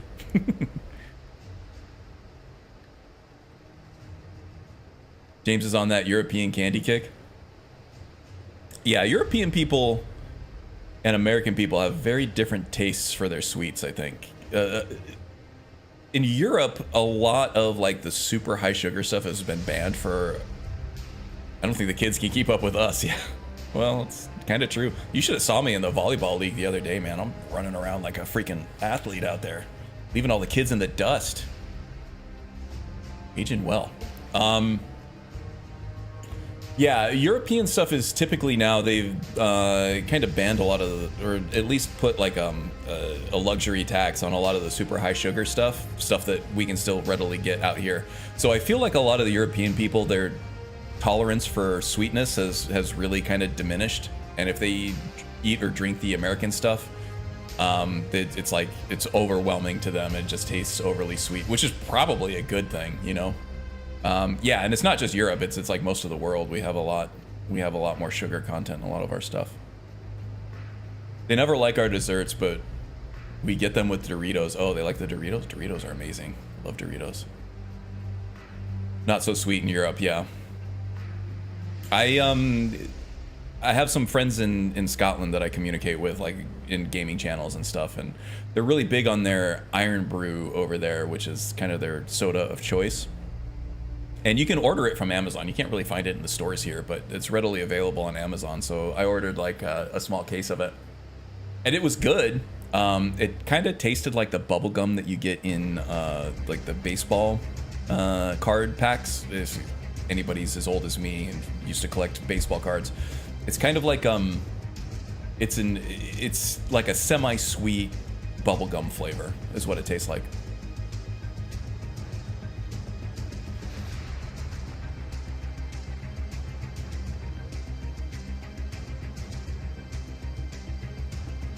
Apparently a Coca-Cola here tastes way different than, say, in Japan. You can get the Coca-Cola that well, you can get the Mexican Cokes at some of the shops around here. I don't know if it actually goes through the entire country like that, but you can get like a big case of them at Costco or at gas stations or whatever. And they still use the cane sugar and that stuff, and it is a better taste, I have to say. It's kind of subtle, the difference is, but it's kind of more crisp. Best soft drink you can find it is Cherokee. Yeah, you can only get that in the Scranton area, I think. I've never seen that anywhere else in the world.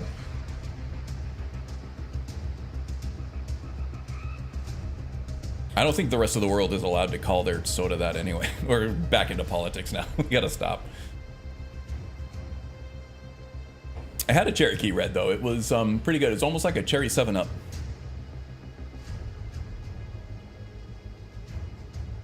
Yeah. I had a Vietnamese Coca-Cola once. It was pretty sweet, and their rice wine, nice.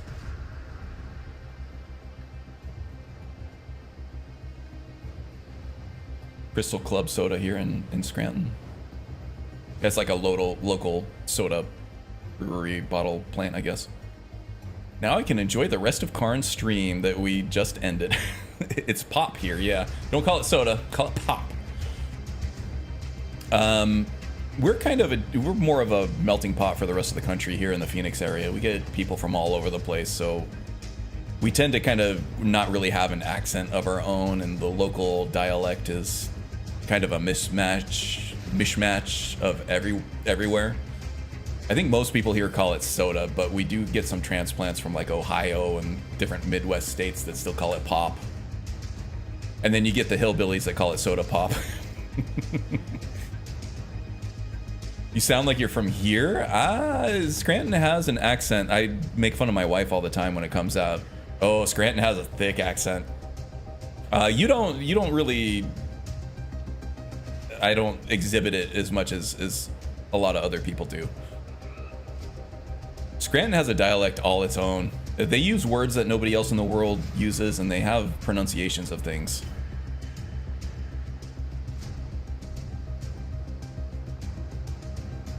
The short O sound is a big one. Like if you're saying somebody was wearing a shirt at where my wife works. It was like a Christmas theme party. They were wearing an ugly sweater or something that says "Don't hog the nog" on it. Oh yeah, hey Nabonix, yeah. That That's the thing. The Hena stuff. That's more vocabulary than it is pronunciation, though. But yeah, she was saying hog the nag. That doesn't rhyme. And I'm like, wait, say that again? She's like, hog the nag. And I'm like, that's not how you say nog. And that's a very Scranton thing. Or if she's talking to her mom, she's talking to her mam. Talking to her mom. That's a Scranton thing. Not everybody, it's not as thick with some people as it is others. Pittsburgh is another big one that has a thick accent, so do some parts of Philadelphia as well.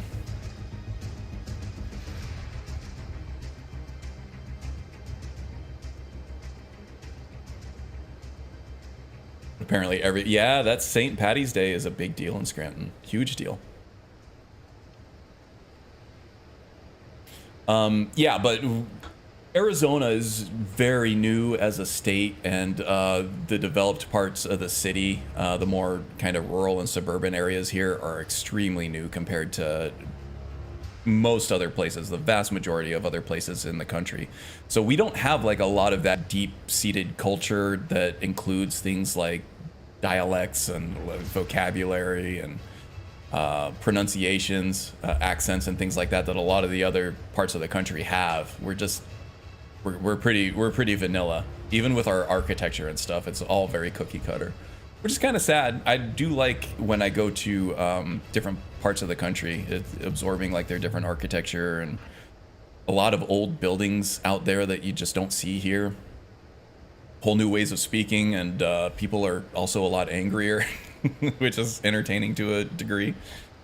I don't know. Just observations.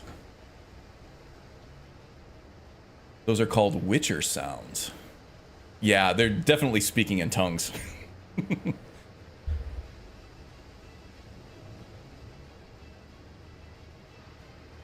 St. Paul here in Minnesota has pretty big Irish influence, so St. Patty's is a day for many, for sure.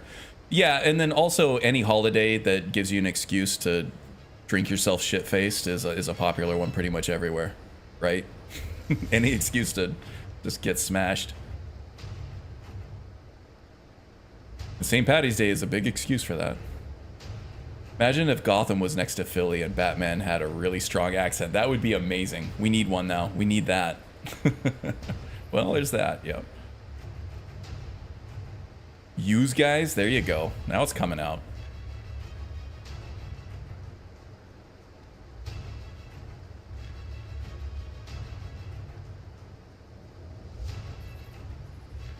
All right, guys. I gotta go eat something. It's fun talking about everybody's different dialects and everything, but I'm getting a little shaky. I gotta eat something. They use cane sugar and Mexican Coke. I don't know what the US uses, but it tastes terrible. It's mostly corn syrup. Mostly corn syrup in the US stuff.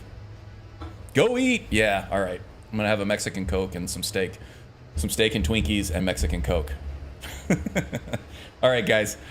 Take it easy. I'll see you next time. I'll see you around the Discords. I do have a Discord. If you want to hang out with the same people, check the link in the description. It should be updated. Should work fine. Also, check the links in the description below for other great Skyrim content creators. A lot of live streams and Twitch over there. You'll see a lot of the usual suspects that you saw with me here. So if you want to continue the Hanabonics conversation and Magus's channel, then check out his Twitch link in the description below. There are also Discords aplenty as well. So, I won't see you till next week, but we won't be missing each other because I'm sure we will talk between now and then. Thanks a lot, guys. I'll see you next time, all right? Bye.